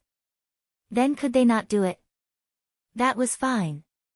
Later on, the embroidered uniform guards would directly send a governor who dared to do this and directly suppress Li Xian until he couldn't breathe. Would you believe it?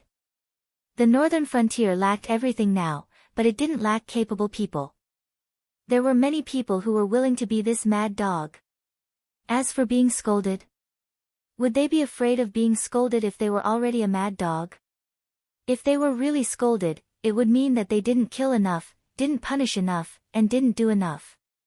After taking a deep breath, Li Xian licked his lips and a sinister smile appeared on his pale face.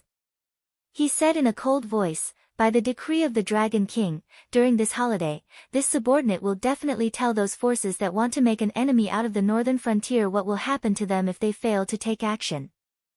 Chapter 1162. 3 days later. The old land of the Xinwu dynasty, the Central Plains, near the imperial capital.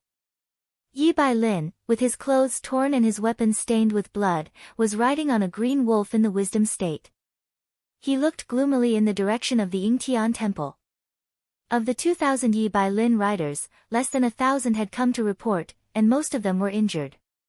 Yingtian Guan's formation was located in every one of the 108 cities and towns.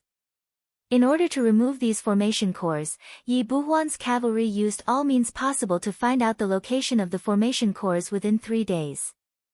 However, there were always mistakes in their actions. Ying Tianguan's people naturally had some quick-witted people who could see what these new refugees were plotting. Therefore, the battle to remove the formation cores did not go smoothly.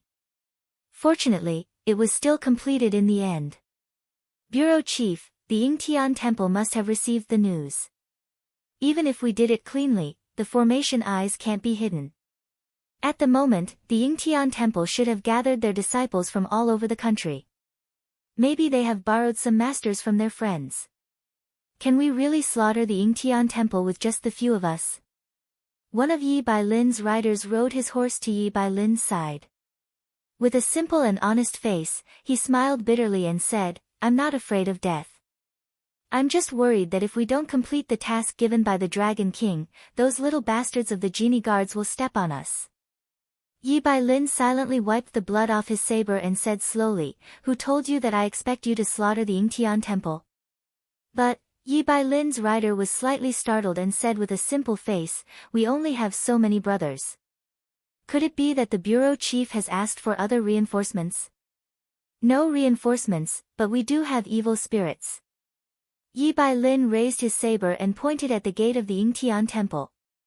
He said with a cold face, "There are some talismans buried outside the Yingtian Temple to deter the sky demon. What we need to do later is to rush into the gate of the Yingtian Temple and open the bamboo tubes I gave you before. Then we will pour out the things inside and dirty the talismans used to deter the sky demon. In addition, the things in the bamboo tubes can attract the sky demon. When the time comes, the sky demon will swarm in. Even if they have other means, it will be of no use. I am the one who will succeed in this. Even if I don't stop at night, I'm not afraid of death. It's all up to me. Fearless in the face of death." A group of unremitting knight riders raised the sabers in their hands and roared in unison. More than 1,000 of them storming the gate of Yingtian Temple was already a matter of life and death. At that time, if they took out the demon-attracting item, they would inevitably fall into a situation of being attacked from both front and rear. Therefore, Yi Balan's words were tantamount to telling them that this trip would only end in death. But even if they were to drag Ying Tianguan down with them, none of the knight uncollected cavalry had the slightest intention of retreating. Instead, they all raised their war blades and shouted out their battle cry. On the other side, the Frost Mirror Cavalry, who had been besieged by the northern frontier for more than 3 months, was now facing a huge crisis. The cavalry of the Shuangjian dynasty, except for the Blood Liao Knights and some tribal khans, was mainly composed of light cavalry. However, no matter how rich the Shuangjian dynasty was, they could only afford heavy cavalry with 3 horses at most. One was for riding, one was for storing equipment, and one was for maintaining sufficient physical strength at all times in case of a sudden battle. The light cavalry was even worse. Light cavalry basically only had one mount. Although the weight of their armor was not as exaggerated as that of heavy cavalry, they did not have mounts that could be changed. Therefore, they could only bring as few supplies as possible. A Frost Mirror cavalry could only bring enough rations to last for 3 days at most. Normally, they mainly relied on raiding places and transporting supplies behind the main army. There had never been any major problems because when it came to cavalry, before the rise of the northern frontier, the Shuangjian dynasty was definitely the undisputed number 1. They had always been the ones robbing others, there had never been a situation where they were surrounded and attacked. However, when they encountered the northern frontier this time, they were clearly at a disadvantage. They encountered the even more terrifying northern frontier dragon cavalry and were suppressed to the point where they could not breathe. When the Blood Liao Knights finally arrived, they were defeated by the enemy's feigned defeat and counterattack tactics. The remaining Frost Mirror cavalry did not manage to escape either. When they turned around, they encountered the Blackwater army that was constantly encircling them. There was also the equally elite Night Cavalry. Those Night Cavalry were like evil spirits hiding in the grasslands. As long as they were targeted, there was no way to get rid of them. Sooner or later, they would be completely devoured by them or the Blackwater army that came to support them. Right now, the Shuangjian dynasty's main army was restricted to the northern frontiers area near the Great Wall. Even though the northern frontier army did not attack, they knew that the northern frontier army would not let them off so easily. At the very least, they would take a layer of skin off them. The Frost Mirror tribes had run out of dry rations, and the supplies that were intercepted along with the main army had been eaten as well. The Frost Mirror tribes had completely lost their composure as an alliance army. When they ran out of food, they did not hesitate to attack their comrades from other tribes and steal as much food as they could so that they could live longer. They would only have a chance to live if they could survive until the Northern Alliance decided to put them on trial. At this point, they could no longer steal rations. However, the Frost Mirror tribes were still fighting and killing each other. At first, Frost Mirror Khan thought that they were just venting their negative emotions. But later, he noticed that the bodies of the Frost Mirror tribe's warriors would be taken away by both sides. Once, when he went out for an inspection to boost morale, he noticed that some tribes were still drinking meat soup. Although they were not in good spirits, they were still able to survive. However, when someone handed him a bowl of meat soup, he realized that they had run out of food. Even their mounts had been eaten. This meat soup, Frost Mirror Khan felt his scalp go numb. When he came back to his senses, he was already back in his own camp. He did not dare to observe the situation of the other Frost Mirror tribes.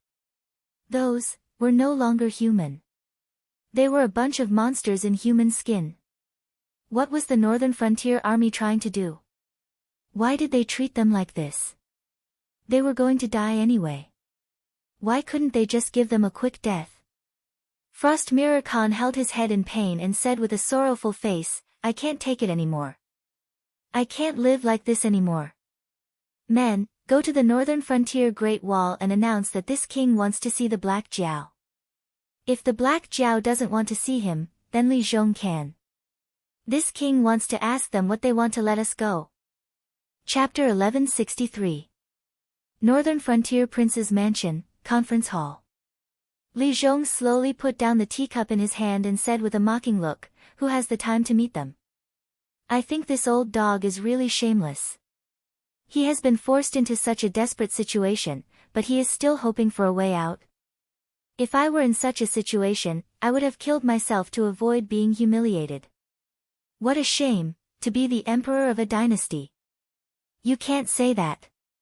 A middle-aged man in a cyan robe also put down the teacup in his hand and said with a faint smile, "The Shuangjian dynasty has been relying on their fast horses to look down on the demonic beasts in the Hengduan Mountains. In their eyes, the Kumu dynasty and the Xinwu dynasty are like money bags. They can take as much as they want. Anyway, these barbarians are used to fighting to support their fighting. The last thing they are afraid of is being stubborn. Therefore, although they are forced into a desperate situation now, when they return to the Frost Mirror grassland, they will most likely continue to plunder the northern frontier." If Lin Yuan were here, he would definitely agree with the middle-aged man's words. After all, the nomadic people had always been like this. The Han dynasty destroyed the Xiongnu tribe. At the end of the Eastern Han dynasty, the Central Plains suffered a great loss due to the chaos of the feudal lords. However, the foreign tribes still dared to rebel and created the tragedy known as the Five Barbarians Rebellion. The Mongolian Yuan dynasty was almost destroyed by the Ming dynasty. The Golden family lost its prestige and the Ming dynasty was defeated by the Manchurian Qing. For these nomadic people in the feudal period, you could either keep beating them until they could not raise their heads or wait for them to plunder a large amount of wealth, land, and population like the Tang and Song dynasties. There was no possibility of peace between the two sides. Li Zhong laughed and did not respond to the middle-aged man's words. Instead, he said in a deep voice, "Master Wu, a straightforward person does not resort to insinuations. You and I both know why you came to the northern frontier this time. As for how to deal with the Shuangjian dynasty, my Dragon King will make the decision. Master Wu has no right to criticize me." Master Wu pondered for a moment, then shook his head gently and said, "I am just stating the facts. Besides, since the king of the northern frontier knows what I am here for, you should know that there is nothing more worthwhile for the northern frontier than cooperating with us, right? That may be the case, but the problem is that Master Wu should know that the northern frontier clans have their own rules. Whether it is Dragon King, me, or the northern frontier clans, none of us will allow anyone to break the rules. Li Zhong shook his head and smiled. The Dragon King has his own decision regarding the Frost Mirror Prairie. Master Wu, you came here for nothing. Master Wu was not a clan master from the Xinwu dynasty or a tribal Khan from the prairie. Following the demise of the Xinwu dynasty, some powers that had been suppressed by the Xinwu dynasty came out from the shadows and formed a new power. They wanted to use trade to buy the prairie and become a new dynasty to maintain the structure of the 7 dynasties. However, this idea was clearly wishful thinking. Not to mention whether Lin Yuan would agree to this kind of thing, just the aristocratic families of the northern region would not allow outsiders to snatch food from their bowls. Everyone in the northern region knew that the Frost Mirror grassland existed in name only. This also meant that if Lin Yuan did not make any other arrangements, all the products of the Frost Mirror grassland would be merged into the Chamber of Commerce of the northern region. In the eyes of those aristocratic families, it was another huge sum of money flowing into their pockets. At this time, Lin Yuan could keep the Frost Mirror grassland, but he could never hand it over to other forces. I think you should reconsider because we've come with sincerity. First of all, the clans in the north are all clans from the Xinwu dynasty. Their combined strength is far from what they used to be at their peak. This also means that even if these clans work together, they're just ants that can be destroyed with a flick of the finger in the north. It's the same for the north and the other forces. Therefore, these clans definitely won't be able to take a piece of meat like the Frost Mirror Prairie. If you want to support a puppet regime in the northern frontier, it will be impossible to succeed. Even if you do support a puppet regime, in the eyes of the other dynasties, you will be destroying the structure of the 7 dynasties. When the time comes, the Deadwood dynasty will definitely attack this puppet regime and even swallow the Frost Mirror Prairie that you fought so hard to conquer. Think about it. Are you willing to let the Deadwood dynasty take advantage of the land that the men of the northern frontier fought for? That's obviously not realistic. Therefore, once the Deadwood dynasty makes a move, the northern frontier will definitely be locked in a long war with the Deadwood dynasty. This is definitely not a good situation for the development of the northern frontier. The patriarch of the Wu family sucked in a deep breath and patted his chest. He smiled, but if you give the Frost Mirror Plains to us, you won't have to worry about that at all. With our strength, we might not be able to take on the Withered Wood Empire, but we can keep them busy for quite some time even without the support of the North. During that time, the North will be able to devour the Azure River Empire or the Chuyun Empire. At that time, the North won't even need to send troops. All we need to do is express our support, and the Withered Wood Empire will give up on attacking us. Family Head Wu's voice was very tempting. Thinking about it from what he said, it was indeed a very tempting suggestion. A group of forces that did not belong to the northern frontier had taken over the Frost Mirror Prairie. No matter what the outside world thought, the Deadwood dynasty would definitely not let go of this great opportunity to swallow the Frost Mirror Prairie. At that time, the two sides would definitely be locked in a tug of war. If nothing unexpected happened, the Deadwood dynasty would definitely have the upper hand. At that time, the new force that had taken over the Frost Mirror Prairie would have to rely on the northern frontier to barely survive. More importantly, the appearance of this new force would form a flesh barrier that would stop the most troublesome Deadwood dynasty for the northern frontier. It would give the northern frontier enough time to swallow the Qingjiang dynasty and the Chuyun dynasty. Even if they wanted stability, taking back the land that the Xinwu dynasty had lost was a good choice. It would also give the northern frontier enough time to accumulate strength and build a foundation for conquering the world. It could be seen that Family Head Wu had put in a lot of effort before coming to the northern frontier. Not only did he see the northern frontier's ambition, but he even planned the easiest path for the northern frontier. If it was before, Li Zhong might really be tempted, but now, Li Zhong just wanted to spit on Family Head Wu's face. If Family Head Wu was not an idiot, then he wanted to push the northern frontier to the position of public enemy. Chapter 1164. It seemed like the latter was more likely because they would only have a chance to attack if the northern frontier became the public enemy. They could use the northern frontier's power and resources to quickly gain a foothold and improve themselves. When the northern frontier expanded to a certain extent and attracted the attention of all the empires, they could naturally join forces with the Deadwood dynasty to attack the northern frontier.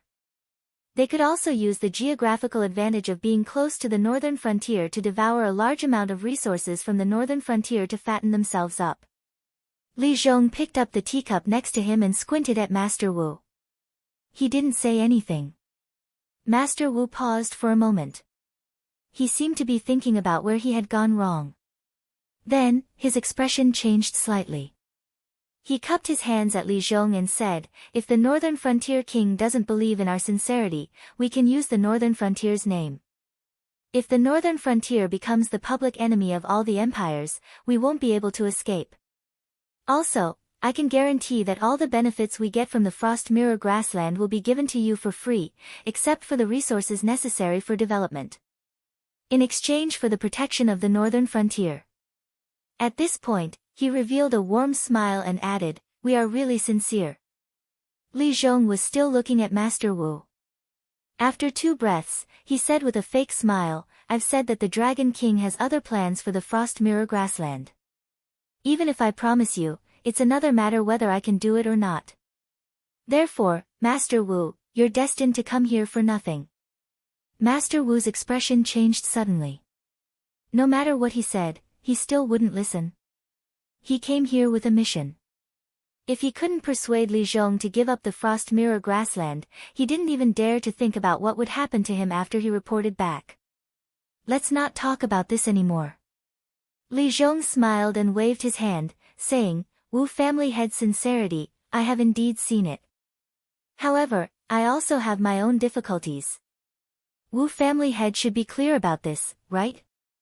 I'm only the king of the northern frontier in name. Apart from having a bit of authority in the northern frontier prince's mansion, I can't mobilize any of the other government offices, let alone the northern frontier army, which is independent of the administrative system." Hiss. Hearing this, Patriarch Wu sucked in a breath of cold air. Although he had long known that Li Zhong was only a puppet pushed forward by Lin Yuan, with the efforts of various forces, the introduction and implementation of the policies that benefited the people in the northern frontier were all placed on Li Zhong's head, and Lin Yuan, who had actually proposed all of this, was instead smeared as a cruel and ruthless demon beast. Under such circumstances, not to mention Li Zhong, who could become the king of the northern frontier, even a pig should have some influence, right? However, he had to believe Li Zhong's words. Because the northern frontier was different from other dynasties. There was no such thing as an imperial court in the northern frontier. Each government office was an independent system. Whether Lin Yuan existed or not, Li Zhong was only the king of the northern frontier in name.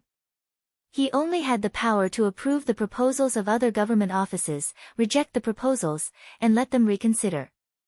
He would not have the power to kill his subordinates like other rulers in other places. However, didn't Li Zhong's words make it clear that in the northern frontier, only Lin Yuan's words carried weight? Li Zhong was not the only one who wanted to make this happen. Unless he could persuade more than half of the government offices in the northern frontier and the military of the northern frontier, it was possible to force Lin Yuan to agree to this matter. And it was just a possibility. Even if Li Zhong wanted to do something, those who supported him would only be the mortals who did not know the truth. The local cultivators, aristocratic families, and even the itinerant cultivators who migrated from other places who knew who had the final say in the northern frontier were all on Lin Yuan's side. Li Zhong could mobilize all the mortals in the northern frontier to try to overthrow Lin Yuan's rule. For these cultivators who submitted to Lin Yuan, he had to kill as many of them as he could to make them not dare to continue to cause trouble. After thinking for a moment, Master Wu said in a deep voice, "The king of the northern frontier has been oppressed by the Black Jiao to such a state. Don't you want to seize this opportunity to join forces with us to overthrow the Black Jiao's rule and monopolize the northern frontier?" "Oh." Li Zhong raised his eyebrows and said with great interest, "It seems that Master Wu has come prepared. Then tell me, what should I do to monopolize the northern frontier? If I join forces with you, how can I guarantee that I can defeat the Black Jiao? And how can I guarantee that you, or the person behind you will not become the new Black Jiao and continue to step on my head and abuse me? Master Wu smiled, and a sharp light suddenly flashed in his eyes. As expected. He knew that a capable person like Li Zhong would never be willing to submit to others. Moreover, the one who really ruled the northern frontier was a demon beast. Speaking of this, he was no longer sleepy. The king of the northern frontier should know that the Black Jiao is getting weaker and weaker. Before he went to the Endless Sea, there were 2 rebellions by the king of the northern frontier, but they were quickly suppressed by the Black Jiao. However, anyone with a discerning eye could see that the Black Jiao at that time was completely righteous. Even if he attacked the rebels, they would be isolated and helpless. But you are different. You are now the king of benevolence that the people of the northern frontier talk about. Even if the Black Jiao wants to touch you, he still needs to see if the people below are willing or not, right? The label of rebellion can't be placed on your head. To put it bluntly, the Black Jiao is already unpopular. The people of the northern frontier can't wait for you to become the king of the northern frontier, and not the puppet king that the Black Jiao has pushed out. Also, as long as you are willing to be on good terms with the aristocratic families and sects, under the Black Jiao's oppressive rule, the various cultivation forces will definitely be dissatisfied. Even if the various forces don't dare to jump out to support you directly, they will also not completely fall to the Black Jiao's side. If you have our help behind the scenes, even if you can't kill the Black Jiao, driving it away won't be a problem. This is what the people want. The smile on Master Wu's face grew wider and wider, and he said, also, that self-proclaimed crown prince of the Thousand Swords dynasty, Chou Wuying, and his subordinate Lei Fan are now cooperating with us. As long as you agree, they will also be able to get your help. With the support of the people of the northern frontier and those people from the south, what are you worried about? Do. Li Zhong's right hand gently knocked on the table, and a thoughtful look appeared on his face. After a while, Li Zhong slowly raised his head, revealing a pair of bloodshot eyes, and said, how can I believe that you won't replace the Black Jiao? Is there a difference between being the Black Jiao's puppet king and being your puppet king? Chapter 1165. We're not that ambitious. Family head Wu smiled as he sipped his tea. The frost mirror grassland is enough for us to eat. If we try to take over the northern frontier, we'll definitely die. I can only say that you're overthinking things. Li Zhong was silent for a moment before he suddenly laughed. So, if we go according to your plan, what do I have to do? Or rather, what do I have to give you in order to gain your trust? The frost mirror grassland. Family head Wu's eyes flashed with fanaticism. We're not interested in the northern frontier. However, we won't allow the 7 empires to break apart the Tianwu continent. We'll establish a new Shuangjian dynasty. After that, as long as you maintain your current attitude, we'll help you reclaim the lost land of the Shenwu dynasty.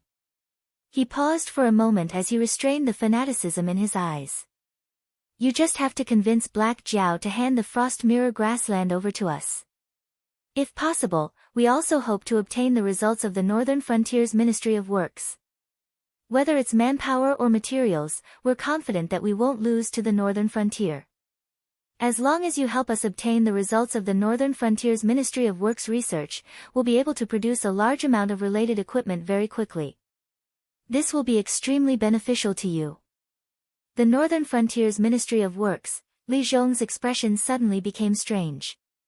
The technology of the Northern Frontier's Ministry of Works could be considered black technology in the Tianwu world.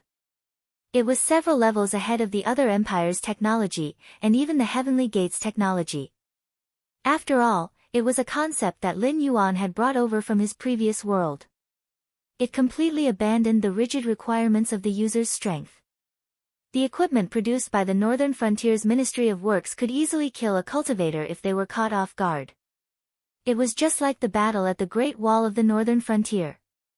The Northern Frontier's army had only ignited their gunpowder without anyone controlling it, but they had still managed to destroy the Shueliao Knights. This had caused the only army of the Shuangjian dynasty that could contend with the northern frontier's dragon riders to be completely annihilated. It had also caused the Shuangjian dynasty's army to be forced into a desperate situation, unable to even break out of the encirclement. According to the Tianwu world's technology tree, different magical tools and treasures in the hands of different people would erupt with different effects. As a result, the same treasures with different cultivations could really be used to show off in front of Master Guan. However, the equipment produced by the northern frontier was different. It was just like how a child could easily kill an adult with a gun. The difference between the two was just that great. I'm afraid I cannot fulfill this request. Li Zhong sighed and said, you might not know much about the northern frontier. Every government office in the northern frontier is an independent system. Different positions in the northern frontier have different levels of authority. For example, the commander-in-chief of the embroidered uniform guards in the northern frontier is not inferior to my position as the king of the northern frontier. However, the commander-in-chief of the embroidered uniform guards cannot even send a spy to the Ministry of Works. All the members of the Ministry of Works are secretly selected by the Dragon King. The authority of the Minister of Works is even higher than mine. It can be said that I am their superior in name, but the Minister of Works is still my superior in terms of authority. Li Zhong's expression turned ugly. He frowned and said, whether it is the ownership of the Frost Mirror grassland or the results of the Northern Frontier's Ministry of Works, they are all matters that are far beyond my authority. Whether I can fulfill your request or not is another matter. Even if I can, I will be investigated immediately. Right now, I suspect that you have no intention of cooperating with me. You misunderstood. You misunderstood. Wu family head's forehead was suddenly covered with a layer of cold sweat. Because of these few words, the atmosphere that had been eased with great difficulty became cold again. Family head Wu wiped the cold sweat on his forehead and said with an obsequious smile, it's my fault, my fault. I didn't even know the situation in the northern region, so I made a rash request of you. However, these two conditions are things that we are determined to achieve. Since you can't do it for the time being, we won't force you. How about this, please give me a list of people to see who we need to convince to achieve these conditions. I will try to convince them one by one. If anything happens, I will bear all the responsibility. How about it? 4 hours later. Northern Frontier Prince's Mansion, backyard. Li Zhong stood in front of Lin Yuan with his hands behind his back. He said in a deep voice, that's the gist of it. However, the other party is very tight-lipped. They did not reveal which faction they belong to. During the conversation, they mentioned to me more than once that they do not want to annex the northern frontier or the other empires. They only want to maintain the structure of the 7 great empires in Tianwu continent. Therefore, I deduce that they want us to focus our attention on the Guardian of the Heavenly Gate. Lin Yuan thought for a moment and said, then do you think that it is possible that the other party is really the Guardian of the Heavenly Gate? Li Zhong shook his head lightly and said, there is indeed such a possibility, but the possibility is not high. Previously, the Guardian of the Heavenly Gate did not place spies in the northern frontier. Now, we can be sure that there are still people from the Guardian of the Heavenly Gate in the northern frontier. However, for Guardian of the Heavenly Gate like Ding Zai, unless it is absolutely necessary, they will not reveal their identity. Moreover, even if they reveal their identity, they will directly state which faction they belong to. This is their pride. Therefore, this group of people should want us to focus our attention on the Guardian of the Heavenly Gate. It would be best if there is a conflict with the Guardian of the Heavenly Gate. I suspect that they may have come from the south. South, demon sect disciples. Lin Yuan narrowed his eyes and said lightly, okay, I know. Continue to follow up on this matter. When necessary, you can reveal some research results of the Ministry of Works to them. However, there is no need to feed them too much. You can handle it yourself. Yes. Li Zhong cupped his hands and said in a deep voice. After Li Zhong left, Lin Yuan narrowed his eyes slightly. Hung Jun, this guy, was strong, but he always felt that he was suffering from paranoia. Originally, he was a grand cultivator who relied on the heavenly Tao to become his own body. In the end, he merged with the heavenly Tao and treated the heavenly Tao as a puppet. Later on, he directly suppressed the mortal and earth Taos. Now that he felt that the heavenly martial world was a threat to him, Hongjuan's movements were obviously bigger. First, it was the generals Heng and Ha, Mosquito Daoren, and the others who came out in the open. Behind the scenes, there was also Yin Hong who was on the investiture of the gods list. Now, even the demon sect disciples who were related to the Nether River ancestor were involved in this matter. The invasion of the great desolate world into the heavenly martial world was obviously getting more and more serious. Chapter 1166. The investiture of the gods was an inescapable existence in the history of myths and legends. When talking about the investiture of the gods, it was impossible to avoid the mention of the immortals. It was also from the investiture of the gods that the eldritch world had never given birth to another powerful life form. For example, Neza and the monkey were worshipped by countless people. They were existences like the god of war. In essence, they were also chi refinement cultivators. Moreover, Neza killed the third prince and lost his life. He seemed to have revived, but he became a puppet in the hands of perfected Tai. As for the monkey's combat power, it was indeed debatable. The title of Great Sage equaling heaven was enough to describe the monkey's character, but it did not match his strength. It was not that the Great Sage equaling heaven was not worthy of the monkey. It was the monkey who was not worthy of the Great Sage equaling heaven. If the monkey wanted to wreak havoc in the heavenly palace and use the flower fruit mountain as the base, he would definitely go through the east heavenly gate. The monkey insisted on going to the south heavenly gate because the person guarding the east heavenly gate was someone the monkey did not dare to provoke. Not to mention that person, even that person's mount could beat up a monkey.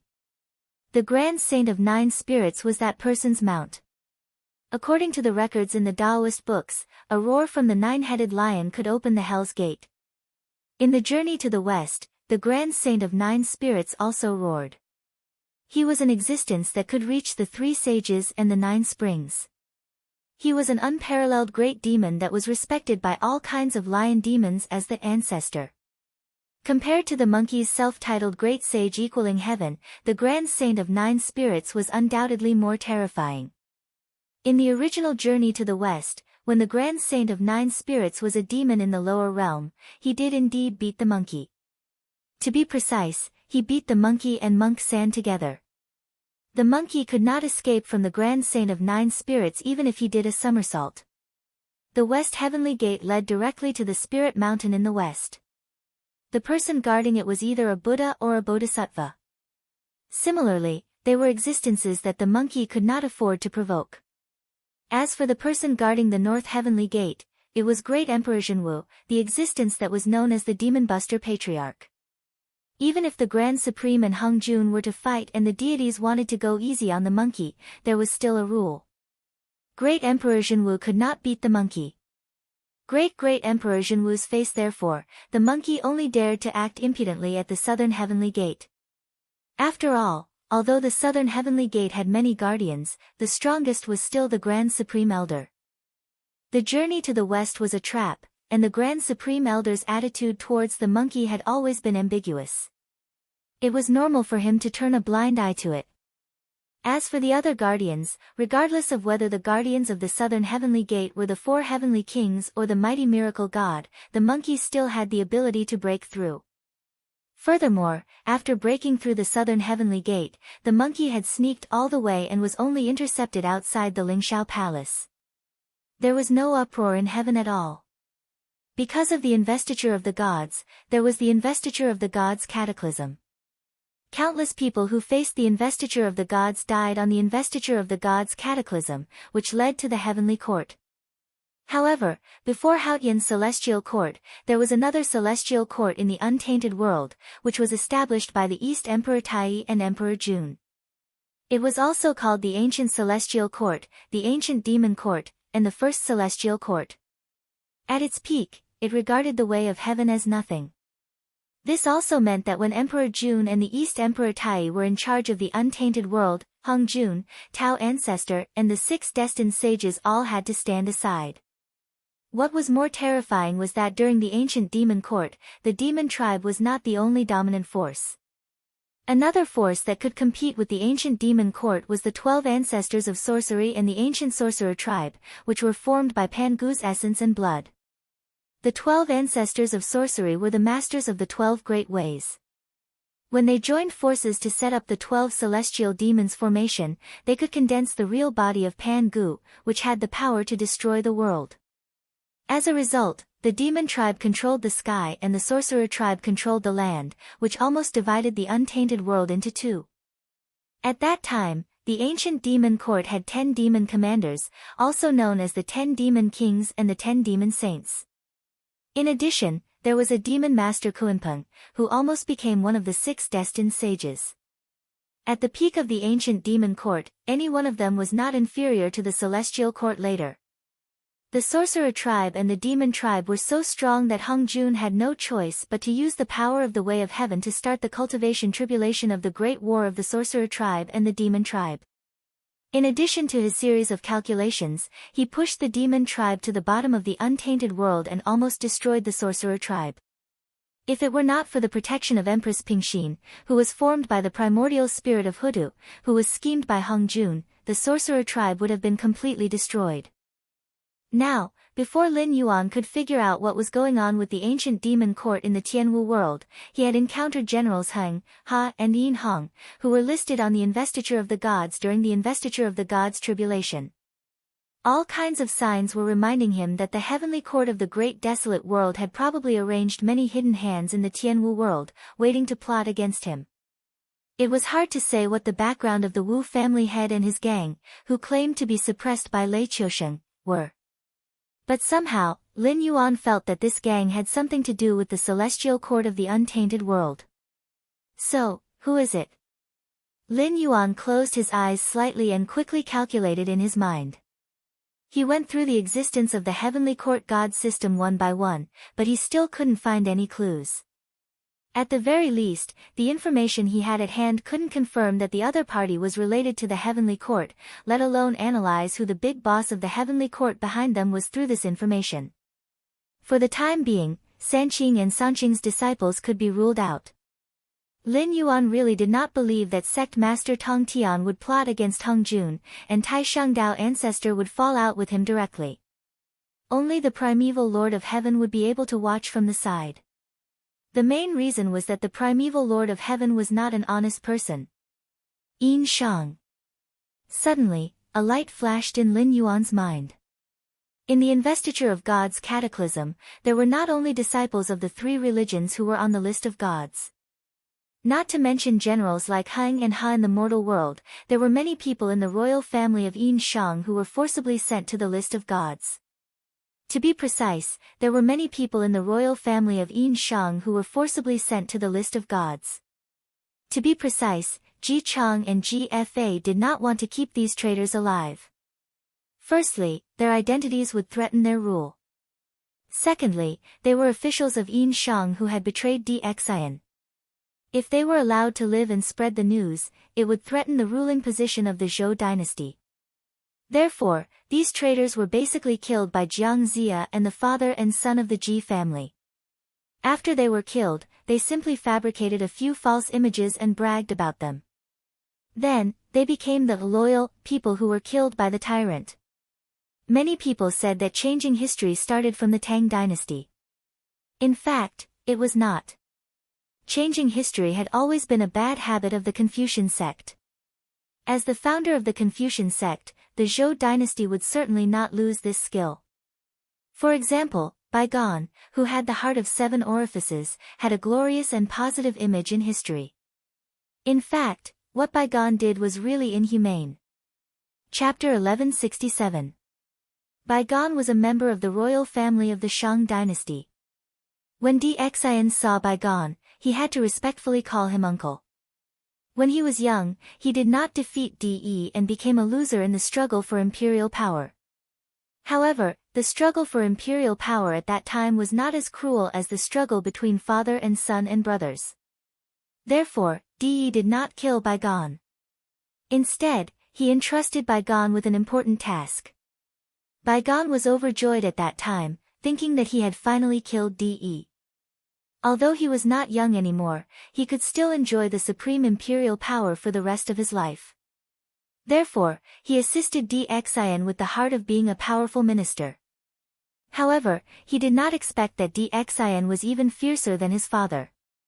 He used women and slaves, personally went to the people to experience the hardships, prepare for war, and expand the territory.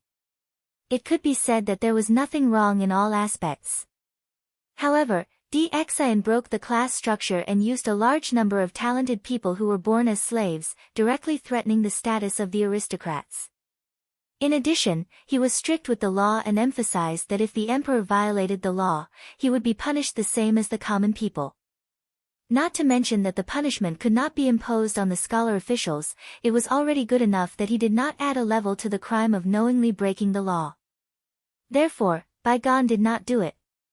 Not only did he not become a regent, but he also lost his original power. Therefore, when he knew that Shiqi wanted to rebel, Baigan still flirted with Ji Chang and Gfa. When King Zhou went south to expand the territory and left a large number of elite troops to guard the newly acquired territory, Baigan directly launched an attack signal to Jiang Xia. In addition, Dxian never looked at the identity of those who broke the law. Not to mention the vassals who had disloyal thoughts, even those who did not want to be the emperor had to think about whether they would fall into the hands of Dxian if they broke the law. In the Shang dynasty, the emperor was respected and not the king. Compared to the so-called king of Zhou, the emperor of the Shang dynasty could really kill and seize. Therefore, the image of a licentious and tyrannical tyrant appeared vividly on the paper. All the warlords returned to their armies and went straight to Chaoga. They had to rely on a bunch of traitors to barely annihilate Yinshang. After that, they went all the way and killed most of the traitors of Yinshang. Therefore, a series of names such as Baigan, Yinhang, and Yinjiao appeared on the investiture of the gods. It could be considered as an early example of, once the cunning hare is killed, the hound is cooked. The reputation of these traitors was as good as it could be. They were better than the traitors who wanted to seize the power of the Shang dynasty and even betray the country. They ate the salary given by Dxian and were loyal to the father and son of the Ji family. They were even given the title of Eternal Loyal Minister. It was even more ridiculous to say that he was licentious and tyrannical. King Zhou only had 3 sons in his life, which were Yinhang, Yinjiao, and Wugang. Ji Chang claimed to have hundreds of sons. Just in Lin Yuan's previous life, there were as many as 17 of them who could testify. Therefore, sometimes, one really could not be too serious. When he thought of this, Lin Yuan clearly felt that the light in his mind became clearer. This kind of style that was passable on the surface but liked to play dirty tricks in the dark. Moreover, he could drive Yinhang to the northern frontier. He was afraid that it was really a literati star who did it. At the same time, Baigan, whose god name was called by Lin Yuan, suddenly shivered and looked in the direction of the northern frontier, dumbfounded. Is there something wrong with this black Zhao's brain? I didn't even show my face, and you still think that I was the one who ordered Yinhang to go to the northern frontier to cause trouble for you? Although Baigan was a literati star, he had never been very popular. After all, the Zhou dynasty was chaotic to begin with. After Gfa's death, there was a rebellion among the 3 eunuchs. After that, the various lords fought and killed each other, and the people fought until their brains were fried. The Spring and Autumn Warring States period was an era where hundreds of schools of thought contended. Although there were hundreds of schools of thought contending in the Spring and Autumn Warring States period, Confucianism was never the orthodox school of thought. The 3 schools of thought were the main schools of thought in the Spring and Autumn Warring States period. In that kind of chaotic era, people did not ask for a literati star, who was talented in literature to descend to the mortal world. They wanted an all-rounder who could kill enemies on horseback and pacify the country when they dismounted. Liu Bang, who took over the foundation of the Qin dynasty, was known as the ancestor of Confucianism. He was very good at asking others to be saints and playing with double standards. However, he was also a ruthless person who ruled the world with law. Even when he was in decline, he supplemented it with Elder Huang's teachings. Worshipping gods was not popular in the Han dynasty at all. Later on, Emperor Wu of Han dismissed hundreds of schools of thought and only respected Confucianism. However, he was also a scholar with the skin of Confucianism and the bones of Confucianism. Even Lu Che used the teachings of the school of war more than the teachings of Confucianism. In fact, if Confucianism had not proposed the concept of great unification, Emperor Wu of Han would not have cared about this group of hypocrites. During the spring and autumn warring states period, there were countless lords and lords everywhere. Every school of thought could make the country strong and rich. Only Confucianism could be said to be, whoever used it will die. It was only during the Tang dynasty and the Song dynasty that Confucianism became popular, especially during the Song dynasty. Even if one had the title of Shiozai, one would not kneel to an official. This made some gods who were in charge of literary talent very popular. It was also at that time that Baigon's incense flourished. However, it was also thrown aside after a few years. Among the gods of the heavenly court, Baigon could be said to be at the bottom. If it was not for his quick thinking, he really would not be able to command the 5-grain-star sovereign Yin Hong of the fighting division. This time, their group lost Yu Jiang and injured Yin Hong. Even Di Xian's fist that contained the will of the human king smashed into the northern frontier. It would definitely not be able to recover in a short time. At this time, if he was caught by Lin Yuan, even if he did not die, he would lose a layer of skin. What a pity. Baigon gently smacked his lips twice. His gaze was as gloomy as water. He murmured, although Hanba has been in seclusion for many years, I did not expect his mind to be so clear. You saw through my plan and did not want to be my knife. How can I continue to let you live? As his voice fell, Baigon had already turned into a ray of light and escaped towards his cave residence. A moment later, a blood-winged black mosquito fell out of the void. Its breath was almost dispirited to the extreme, as if a gust of wind could directly blow it to death. However, Mosquito Doran's gaze was very calm. It swept across the direction that Baigon escaped in, and a thoughtful look flashed in his eyes. He had already escaped from Lin Yuan's control for 3 days, but he still could not think of a way to go. After all, he came here on Hong Juan's orders. If he could not complete the mission, even with the protection of the Tai Shangdao ancestor, Hong Jun could make him suffer a fate worse than death.